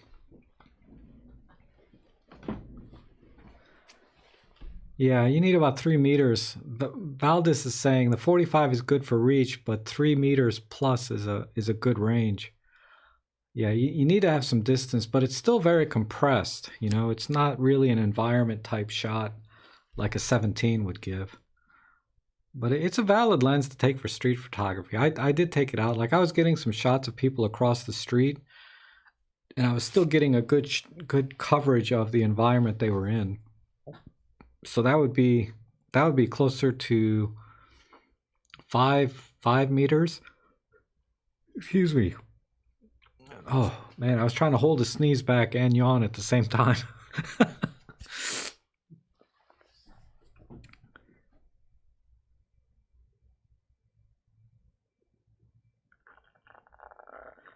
Oh my god.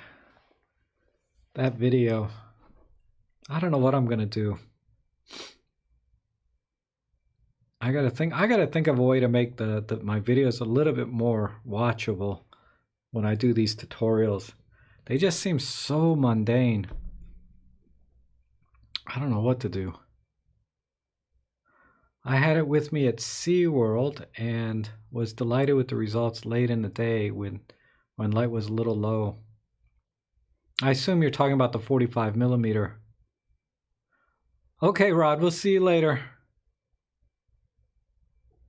I know the MK3 great video. Gee, I know the MK3 version at EM5, but that video made me realize I missed something in the MK2 settings. Always learn something. Oh, okay. I'm surprised I can teach you anything, Rick. You're such a fabulous photographer and have this, uh, all this experience over me. Because I'm just a photo walking guy with a camera, right? And then I'm kind of a nerd too, so I dig into all the menus and really enjoy finding those little nuggets, right? And that's usually the feedback I get on my videos is like, yeah, I knew everything, but I learned one new thing from your video. Just one little nugget they got out of the entire like 45-minute video. They said, "Oh, there's this one thing I didn't know you could do," and your video showed me. So Valdez would like a camera without video. You're gonna have to go back a few years. The last one I think they made was probably that Nikon DF, which actually I'm still kind of thinking about getting.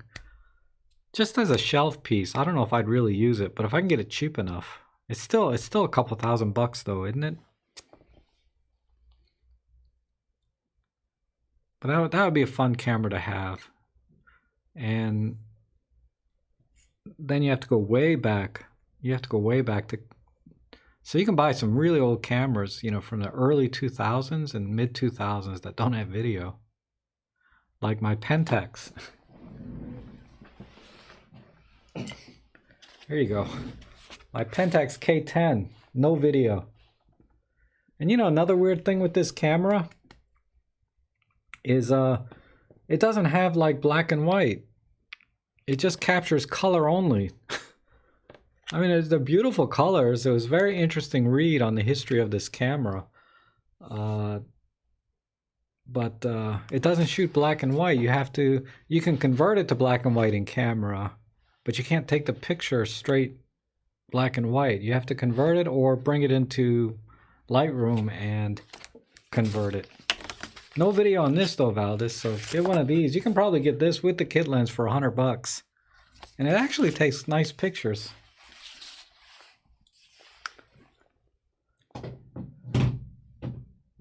Oh, the D700, right? No video on that either. That's right. Oh, thank you, Kent. They look very professional. I try. Robin Wong, I think he's probably making a video right now. He comes in on Sundays though. Like on Sunday, I think it's like 10 o'clock at night for him or whatever. So he comes in on Sundays. So Sunday night is good for him. But right now it's probably, you know, he's waking up or making a video. That guy's been cranking some videos out. I liked his video on the SD cards. He did a pretty good video. I thought that was a neat idea where you put your contact information in a file on your SD card so that if some honest person bothers to look on your SD card, they'll see your contact information and can give you a call. That was kind of neat. Me personally, I'll always format my cards because, man, if somebody steals something from in this where I live, it's gone forever.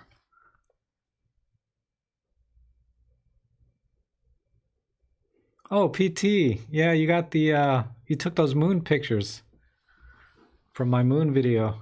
Somebody commented, you know, why not just set, you know, they had there's like some setting you can use for moon photography that works most of the time. But I think the way I did it's a little more flexible. You know, it doesn't depend where the moon is in the sky, what time of day, or, you know, what moon phase it is or time of year, because the moon changes brightness on position and time of year and all of that stuff. So using one setting for all moon photography is going to get you varied results, whereas the way I showed, you know, it's dynamic, right? It automatically adjusts. There's some good waving there for your cat there, Rick. I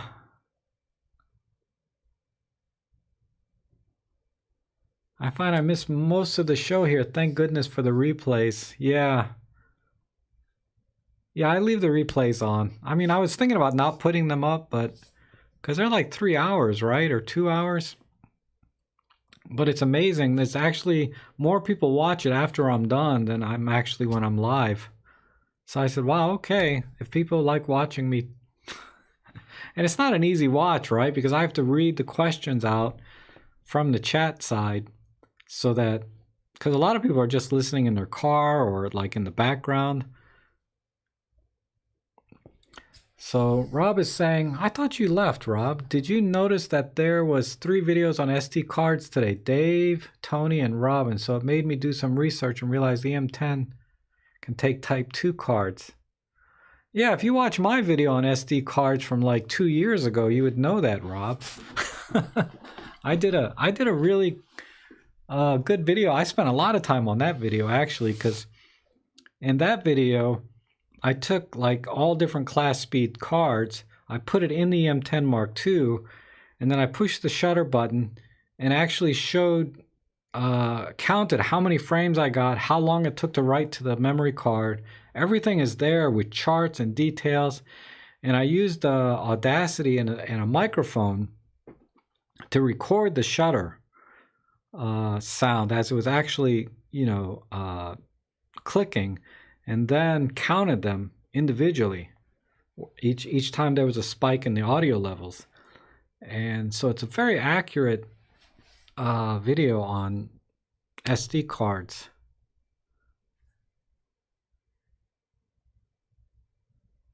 Over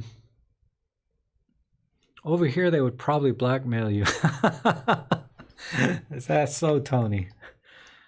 Godok's X2T controller is nice improvement over the X1T. It has a hot shoe, unlike the X Pro, and a large. Oh yeah, I've seen that.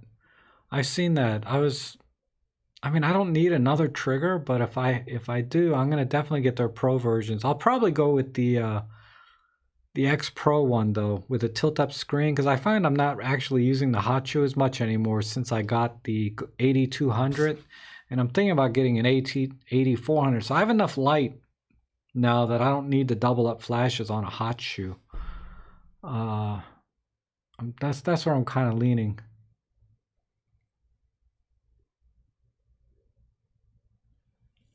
Let's see. Red 35. Thanks for the videos on Godok's flash system. Got me motivated to try flash. Oh, good. Yeah. Actually, I was gearing up to do some more flash photography videos with the Godoks. But I lost my, and macro photography, but I lost my macro extension tubes somewhere. Because, you know, when I go out, I usually keep them in my pocket, but they might have fell out when I was out in the field, you know, late last year. Because I was looking for them to do some tutorials. So I ordered some. They came in today, but I didn't pick them up yet. But I'm going to do some more flash photography, macro photography, because a lot of people are asking me about doing macro photography with the Godox TT350. So I'm going to do some of those videos. And then Peter Forsgaard just did a couple of macro photography videos. So you can watch those in the meantime until I get mine up.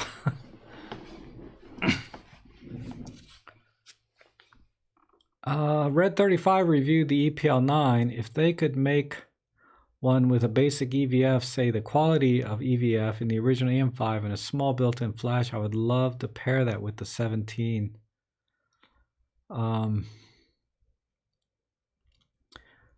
Yeah, Brian, that's, you basically just described the EM10 Mark II. But if you want a flat camera with a little flash, let me see.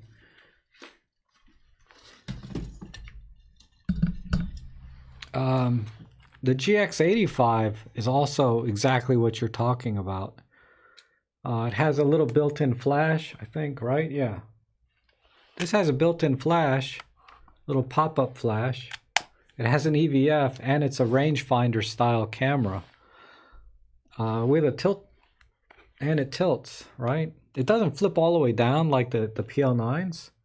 But this is cheap. The only thing is people are not crazy about this viewfinder. I don't personally have a problem with it, but I can see where others might, where it's not quite that sharp, or it tears a little bit. I don't really have a problem with it myself, but you might want to try that before you buy it, and make sure you adjust the diopter and stuff. But Brian, this would be a really good choice if that's what you're looking for. If not, the EM10 Mark II is similar to this, but it's more of an SLR style.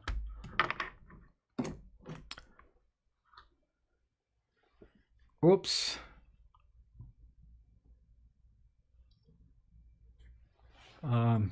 Hopefully I'm still live. I hit something on the keyboard when I put the camera down.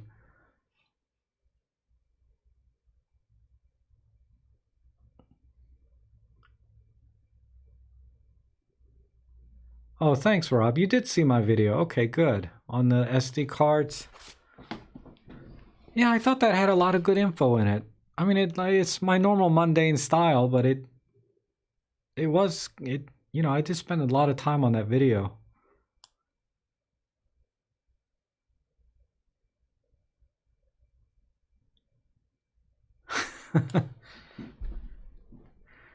Rick says his cat is liking the waving.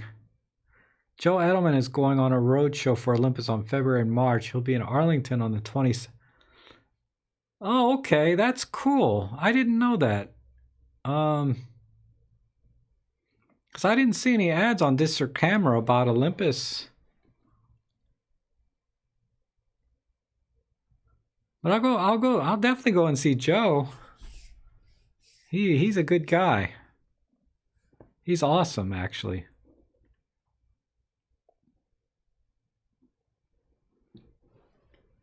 Oh, okay, Rob. Sorry. That was Rod, right? Rod?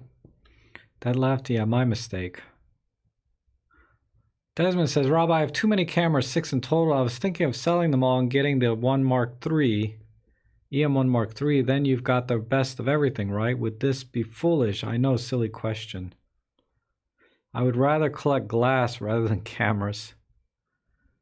Oh, man, I am terrible because I've bought, like I said, I've got about 8 digital cameras minimum on my desk right now. 2, 4, 6, 7, 8, 9. I got 9 digital cameras on my desk right now. Oh, wait, 10. I didn't count the EM1 Mark II. So I am in no place to give advice or, on that question. Only you can answer. I mean, if I answer that question, I'd be a hypocrite either way.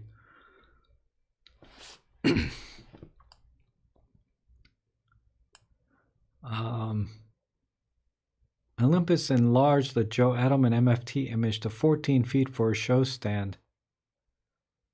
Yeah, I think he said, I think I heard that.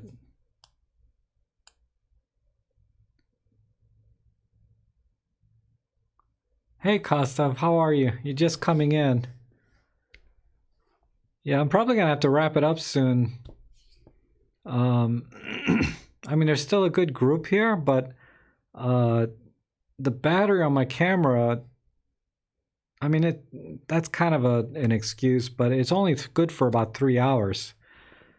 And that's what I need to call it, is if I drain 3 hours out of the M1 Mark II battery. Tony says the original EM5 is still a good camera, no pop-up flash, but you can get it for a song.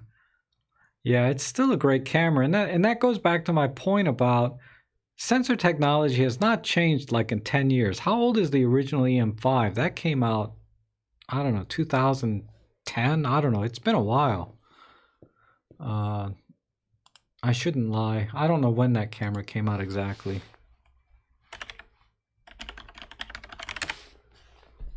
I can look.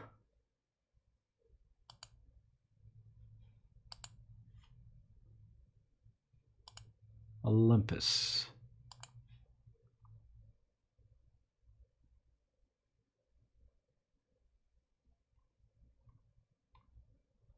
$2013?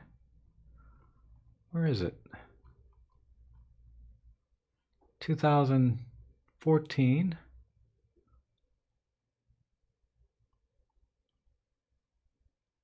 Where is the M5? There it is, 2012. So the M5 came out in 2012, and it's still, the sensor and the image quality and everything is still very close to what we can get out of any camera, Micro Four Thirds that we have now. If I've got 16 if you include my drones and sports cameras, right? I know. 16 cameras, man, if I just, that's just what's on my desk, right? If I count 1, 2, 3, there's 4 more here on this shelf. And then I know I got 1 on my shelf outside. Well, anyway, there's another one. So that's 1, 2, 3, 4. You and I are in the same boat, man. It's just, we got serious gas. Serious gas. I mean, I can justify it because I have this channel, right? So I tell myself. But honestly, if I could have one camera, it would be the Pen F and a 17mm lens. That's really all I need. I could do, well, not for my pro work. I'd need to add another lens to do my pro work, but I could still get away with a Pen F. The one of us who has the most cameras when he dies wins. I know. Rick says he has an ep.29 with a telephoto and wide adapter. It's going to Flea Bay next week. Hopefully find someone that enjoys. Yeah, I don't even know what that is, an E20. I assume it's one of their old SLR, DSLRs, right? With a mirror, but it's still micro four thirds. It's just raining and kind of cold. It's in the 40 degree range here, Kostov. I think it's like 40 degrees and rain. And we got flood warnings out, so it's raining a lot.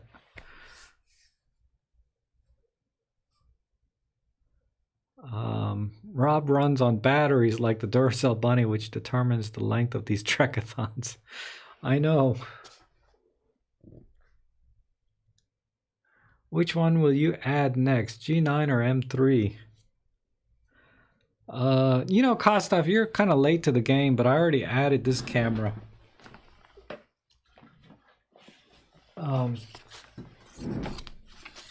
This this Fujifilm Pro.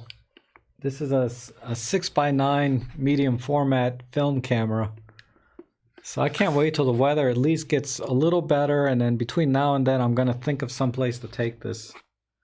I'm really excited. Look at the lens on that. This thing is just a monster. 1,500 grams I weighed it.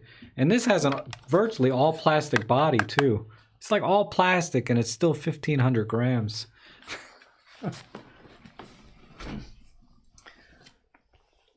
Let's see.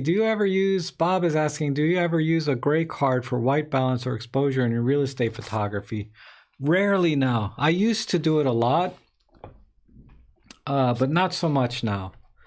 I can usually find something in the picture that is white enough. Because the challenge in real estate photography with white balance is you go room to room and the lighting color can be very different. So when I run into a room where the lighting is particularly bad, I can usually overpower that with my flash, right? So that it doesn't affect the white balance. So usually the flash is powerful enough to overcome any white balance issues, because then I can just white balance to the flash color, which is 5000K. However, when I run into a room that has, say, green walls, I went into a room, it was like this mint green paint on all the walls. So when I used my flash, I was getting this crazy white balance. So in that situation, I did use a little gray card to make sure that room to room things were balanced correctly. Because when I got out of one room, the next room was kind of just a normal bone white paint. But then some of the offices had this mint green color, and yeah. But for the most part, the flash will overpower any white balance issues, and I just white balance to the flash.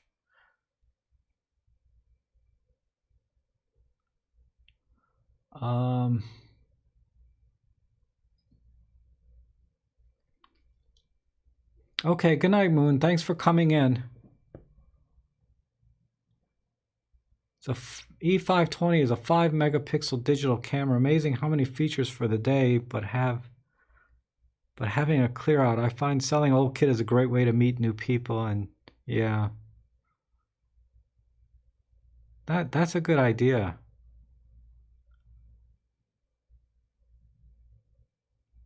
Wow. Selling your old gear off. That's really old though. I don't know what I would sell. I don't even want to sell my Pentax K10, and that thing is butt old.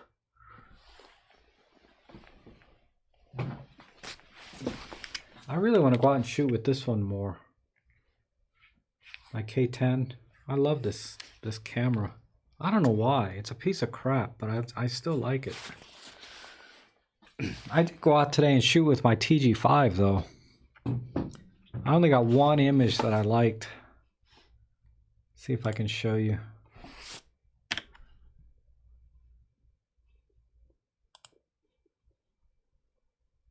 I'll just put it on Instagram. Let me see. I'm gonna put it on Instagram though. Turn off this. Where's this?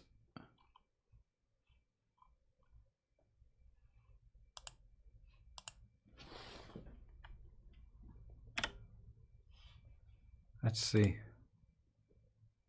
This one. I don't know. I got a picture of these 3 phones, and I like how the phone in the center, it was kind of off a little bit. But I took this with my TG5. I'm gonna have to align it a little bit. It's a little bit crooked, but you'll see this on Instagram later, I think. And then I got these guys.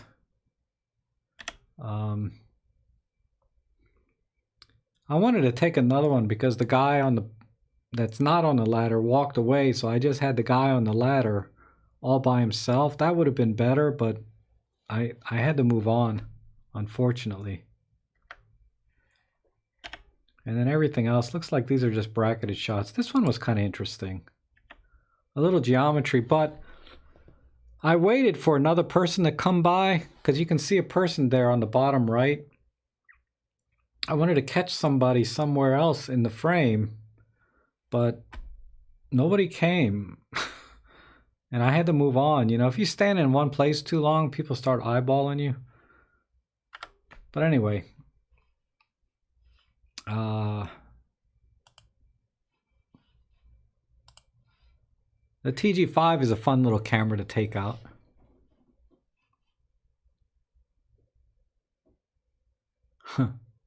Tony's the comedian here. He says his first camera is the stone block and hammer and chisel. Oh my God. Good night, Arthur. I didn't know it was so late for you. But I'm glad you were able to come in at the beginning. I appreciate that. It's always good to see you, Arthur. Once Olympus decides USB-C charging for while recording, we'll do a 24-hour endurance marathon. I don't know if I could do that. I'm surprised my bladder has held up this long.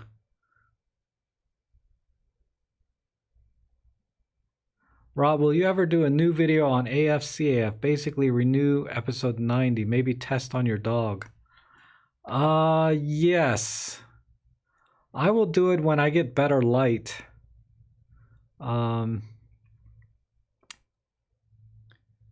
Because to shoot my dog, I need to use a long lens. And I don't know, you know, the 45 is not long enough. Neither is the 70. The 75 maybe. The 75. But usually when you're doing sports action photography and you're going to use CAF, right? You're using a long lens, right? Because you're doing sports action. So doing a CAF video would be best if I could use it with a long lens, because that would be the most likely scenario. And I could do it with my 40-150 kit lens, or maybe my 14-150, but these lenses are so slow and there's just not enough light that I'm not going to get good results. And when I get good light and get good results, I'll tell people you're not going to get good results if it's, you know, cloudy or winter, but in a good light you'll get good results. So I'll have to do that. Yes, we need more pets in Ron's tutorials. I know. I need to get Ellie out, but like I said, the winter is just...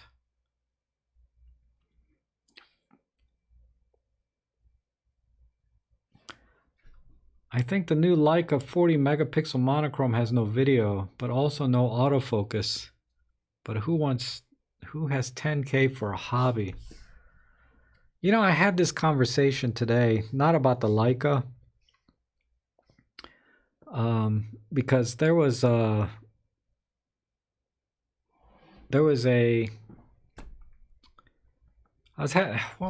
now what am I talking about? Oh, the $10,000, right? But there was a very small window where I had money, okay? And I had a bulletproof car. I had some money for a very small window of time. I spent most of it on beer and women, then the rest I wasted. But um, I had an epiphany. One was when you have a lot of money, right? Things just start making sense. It's like, yeah, I need a $10,000 camera that only takes black and white pictures and is manual focus.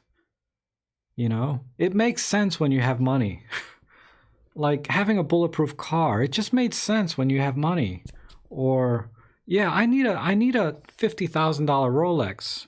It makes sense. I need a 40-foot yacht, you know? Things just make sense when you have money.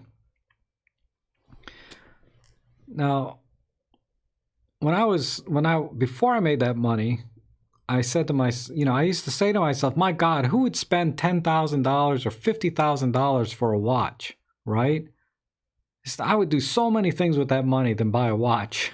Oh, hey, Siegfried, how are you? And, but then when I had money, yeah, it made sense, a $50,000 watch. So that was one thing. And then I had another epiphany that I don't want to go into a long story, but now I don't have that money anymore because I had another epiphany. And I just gave that all up and just went on with my life. Rob, Tony's asking, Rob, do you think camera companies are releasing too many new cameras at the moment? No. The more the better. I mean, on one hand, it's frustrating to people that just bought a camera and 6 months later another one comes out that's marginally better, right? But like I just bought this EM5 Mark III, and then next month the EM1 Mark III is coming out. But I don't feel any need to get the EM1 Mark III. But I know a lot of people are going to be like, banging their head on a wall because they just bought an EM5 Mark III, and now here comes the EM1 Mark III. So from that perspective, yeah, it's hard for some people to deal with cameras coming out every 6 months because they got to have the latest and greatest, and it would bother them to no end because a lot of people that bought Sony's was coming out with like cameras every 6 months, a year. It seems like Fuji's doing that now. And it's very frustrating for people that just bought a camera. It doesn't frustrate me at all. So for me, I want more cameras, more choices. And then when something comes out that is awesome, I'll get it. Like I really thought the EM5 Mark III is an awesome camera, and it fit a very specific niche for me. So it kind of killed two things with one stone. So that was a no-brainer for me. And then the EM1 Mark III is coming out. I don't see any particular need for it in terms of what I do in my photography. So I'm not worried or feel bad that that's coming out just 3 months after I bought the EM5 Mark III. So for me, yes, I think the more cameras, the more often, the better. For a lot of people, I don't know if that is the case. It's hard to say.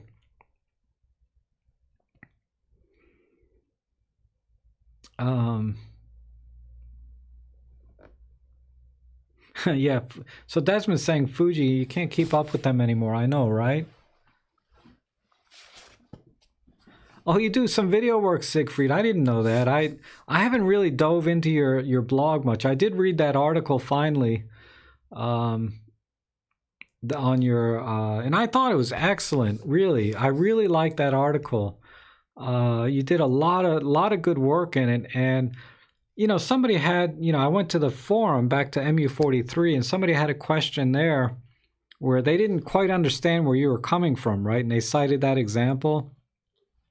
I think you know the one I'm talking about. So I posted my reply to try to give a clear example of what you're trying to get at, and they responded to that saying, something else to the effect. And I get it, because ultimately, the goal of the goal to get the best image quality is you have to use the lowest ISO possible. And it's something that we as experienced photographers take for granted, right? Using low ISO.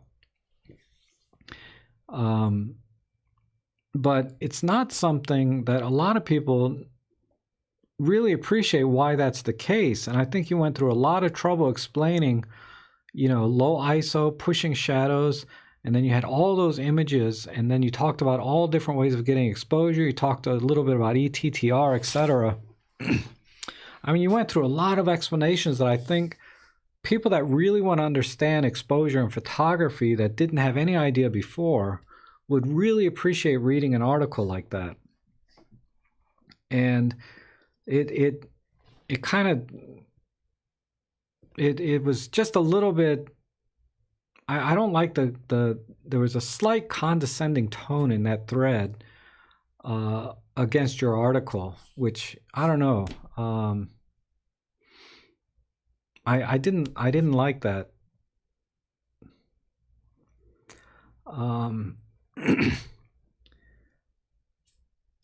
Anyway, I'm just reading the comments now, but yeah, I didn't like that. I mean, I know they're not trying to be mean, or they're trying to be helpful 99% of the time in that forum. 99.9% of the people in that forum are always trying to be helpful, like yourself, and everyone that posted in that thread was trying to be helpful. But I feel like they take ISO and noise and all of that, all of the things that we do as experienced photographers for granted. They don't appreciate the work that you put into that article to explain it to people that maybe don't have that kind of experience or understanding of exposure and sensor technology and techniques like ETTR, etc. And I think it's an article that a lot of people that watch my channel would really appreciate, even if they do have a very good understanding of everything you talk about in that article. Very few people go through the trouble of putting it together in the way that you did, to explain it the way that you did. And it hurts me when other people are posting and sort of oversimplifying what you did. Is the nicest way to put it, I think. So yeah, let me see if I can find a link to that article. I have it bookmarked on my other computer. Hold on. Watch my battery run out the minute I find the link. Wait a minute, I think I might have bookmarked it here. 1 second.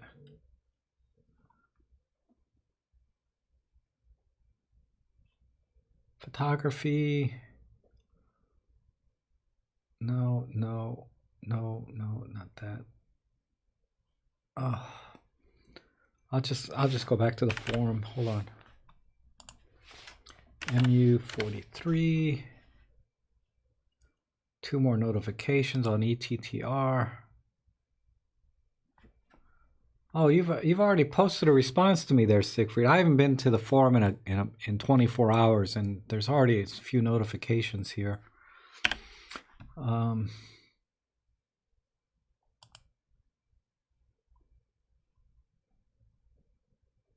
Let's see. Where's your blog? Here it is.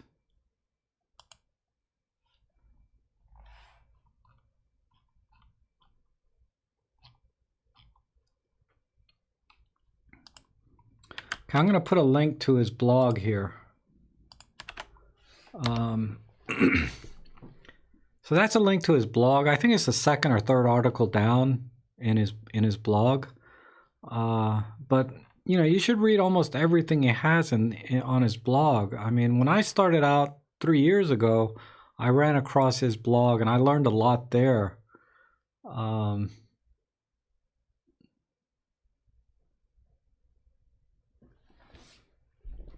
But anyhow, yeah, Rick read the article and he thought it was great.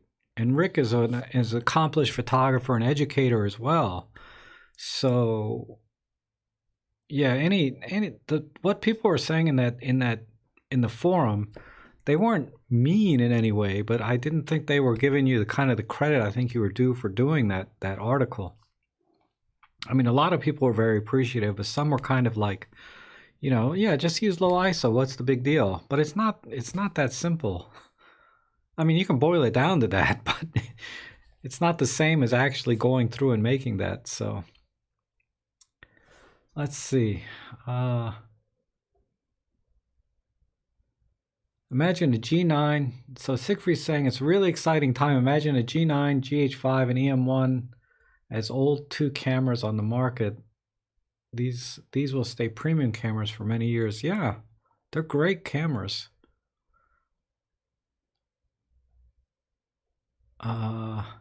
Too many new product releases equal great used cameras for sale at silly bargain. I know, right? My God, especially Fujifilm. Oh my God.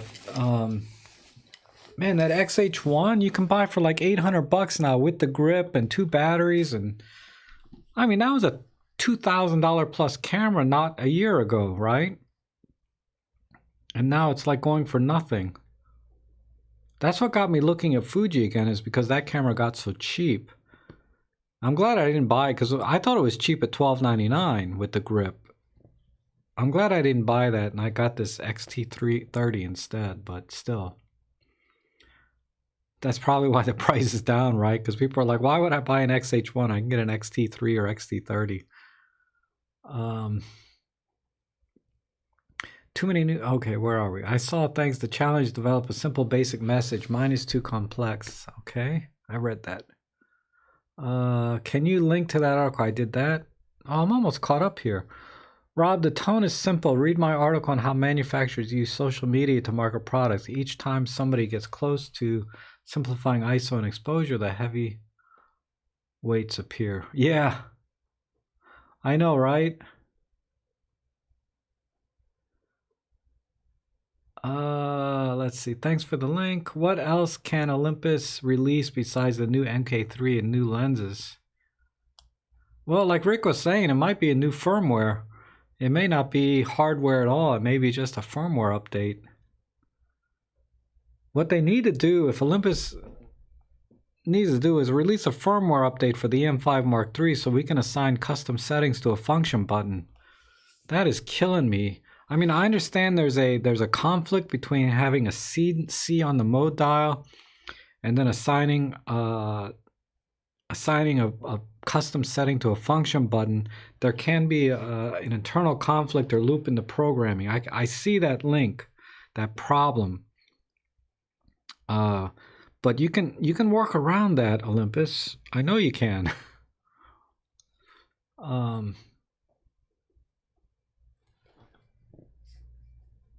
What else can Olympus release? Oh, sorry. Yes, but would you buy it over the new one? Siegfried saying, pleasure, Thomas. I continue to simplify it as my English is not my native. Really? Siegfried, English is not your native language. What is your native language? I had no idea. It's excellent, your English. I mean, I noticed once in a while you missed like a participle or something, but I thought that was just because it's online, right? Just sometimes you make a typo or you just, you don't type the ones you think, but your English is excellent. I had no idea. At least your written English. I've never talked to you in person. We even get the trolls sitting in the back of the tech training courses for blue chip tech companies. Oh, yeah, I bet, right? Rob, did you mean custom menus? What do they call? They changed the name. Let me be more precise here, or more accurate, I should say. No, I'm talking about this, the custom modes. These cannot be set to a function button right now. All we have is the 1C. Olympus needs to add a firmware update so we can add C2 to say this button or this button, and C3 maybe to this button. One of these days I'll get this button fixed. I broke it. But I mean, there's a programming loop issue between having custom buttons on the mode dial and on a function button at the same time. I can see where there's a problem, but since there's only one C on the mode dial on the EM5 Mark III, that programming loop issue will not be a problem on that camera, because you can specifically assign C2 and C3 to the function buttons and not worry about the C. Whereas like on the EM10, where you can program my sets to both function buttons and the mode dial, you can't like do both at the same time. There's a conflict. But anyhow,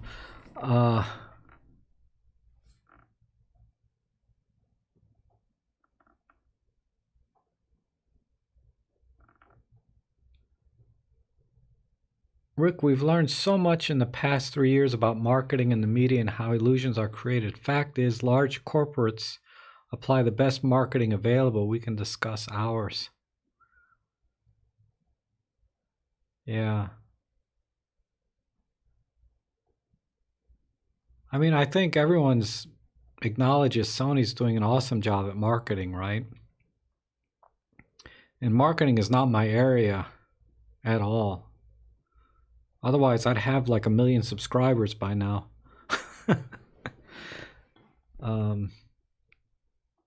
But there is a lot of data collection going on to drive the marketing business. That's one of the biggest businesses now is marketing data research, right? Yes, Ken, you are correct. I think you made that same comment on my video too, right?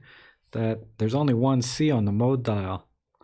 I mean, either make a firmware update so that we can program the custom settings to, say, the art on the mode dial, or let us assign C2 and C3 to one of the function buttons instead.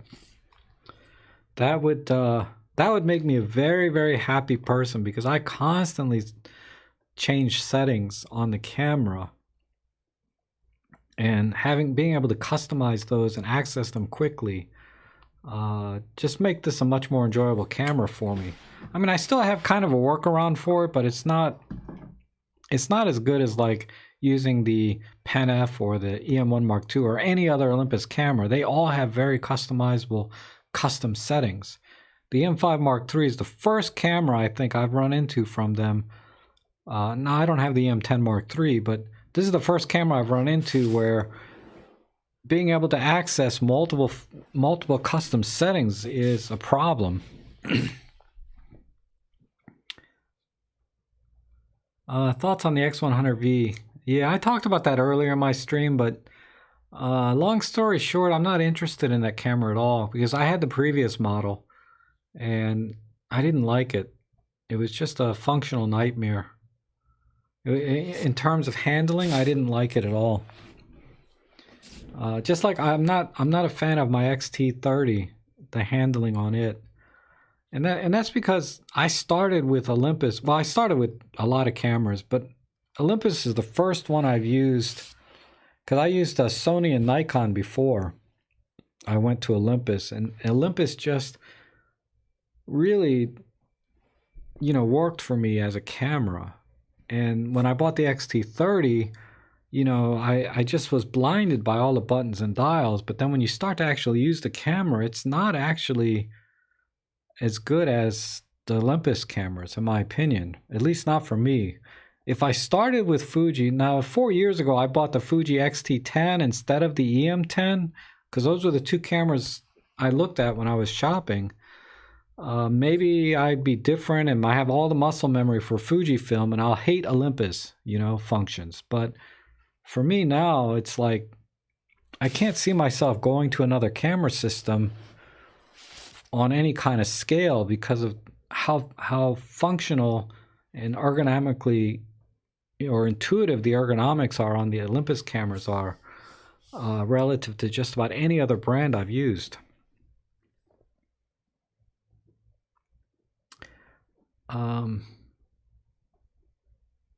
Controversy seems to be the way to get your sub count up. Maybe, I don't know.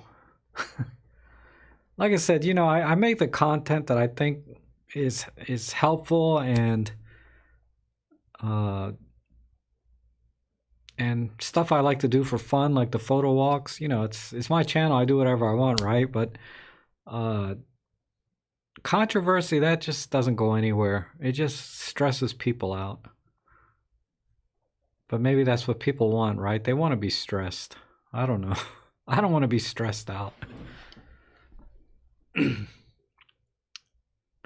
What did they replace with on the mode dial? If you're talking about the EM5 Mark III, I mean, they added a bulb mode B, which is kind of a nice touch. And then they added the C, of course. Unless you're talking about the Fuji. I don't know. I'm not sure, Kent. That question is a little bit too vague for me to answer correctly. Siegfried says, I think a pivotal point was when Canon decided to go with full-frame DSLR cameras when the trend was mirrorless. They built a few low-key messages that were not technically incorrect but carefully selected.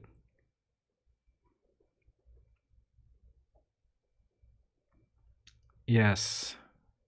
There's lots of ways to tell half-truths. So true. No pun intended. Sell your Fuji to finance your G9 or 1 Mark III. Oh, I can't do it. I can't do it. Oh my God, Tristan, you're still here? You've been awful quiet. Are you, I guess you're talking to Siegfried and Rick. Unless you're talking about when I was talking about the Fuji, I don't know. Now the battery on my EM1 Mark III, we're now at 3 hours and 15 minutes. So it's gonna die any second. As soon as it dies, I'm gonna have to end the stream.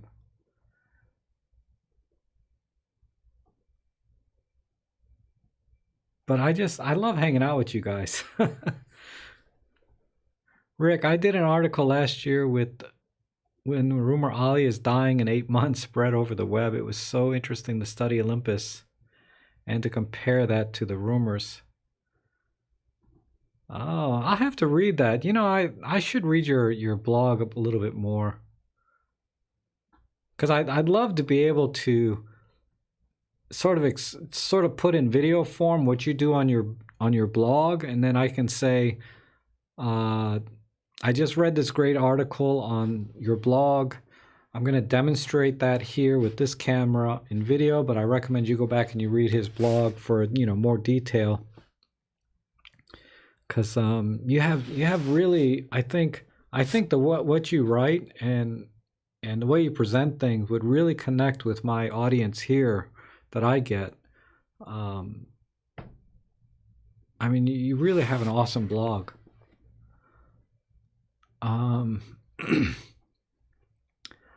Rick says, I guess we need organizations like Alcoholics Anonymous and the Gambling Help Sex for camera equipment hoarders. Like, yeah, I need help. I just can't do it. I can't sell anything. I went through the trouble of printing out like a list of prices I could get for my cameras if I traded them in. And then I said, okay, this weekend I'm taking this piece of paper with me to the camera store and I'm trading all this crap in. And then I couldn't do it. Oh my God, Larry, you're still here too? Oh, thank you, Steve. I appreciate that. Ooh, okay, I might have to call it. I'll give it a couple of more minutes. But I appreciate that, Steve. Thank you very much. Thank you very much. Gas can be bad, man. I know. It's even Rick is saying it's possible Olympus started those rumors. It could be. Who knows, I just wish the problem is, like, if Olympus came out with a Pen F2, I know they're not, but I would buy that right away. Like, I wouldn't hesitate at all.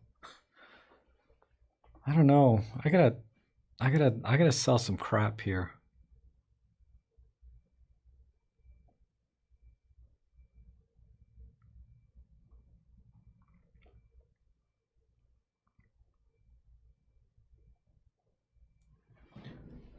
Okay. I don't want to stir, but if Olympus did die, it wouldn't be partly their fault due to their non-interest in their customers, especially here in New Zealand. Yeah, I'm curious. February 27th, Joe Edelman's supposed to be up, so I'm gonna go see him. I mean, that's a step in the right direction, right? Because I don't think he's coming over because of any launch of any particular camera, unless it's the M1 Mark III.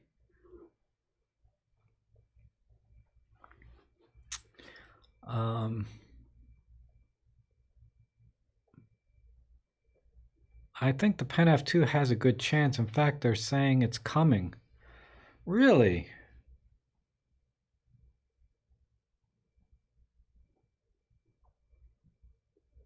I would I would be surprised, pleasantly surprised if they came out with a Pen F2.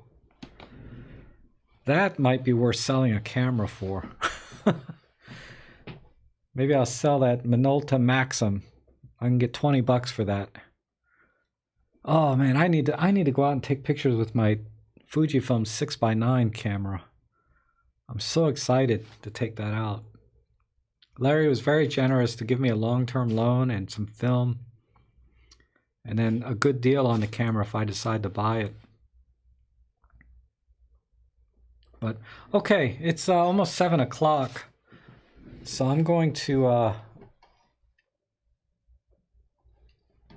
wrap it up before the battery dies, so I get a chance to thank everybody who came in. I really appreciate your time with me, and I had a lot of fun. Um, so I'll be back on Sunday morning, typically I think 9:30, and we'll see you guys then. I really appreciate it. It was a lot of fun. Thank you.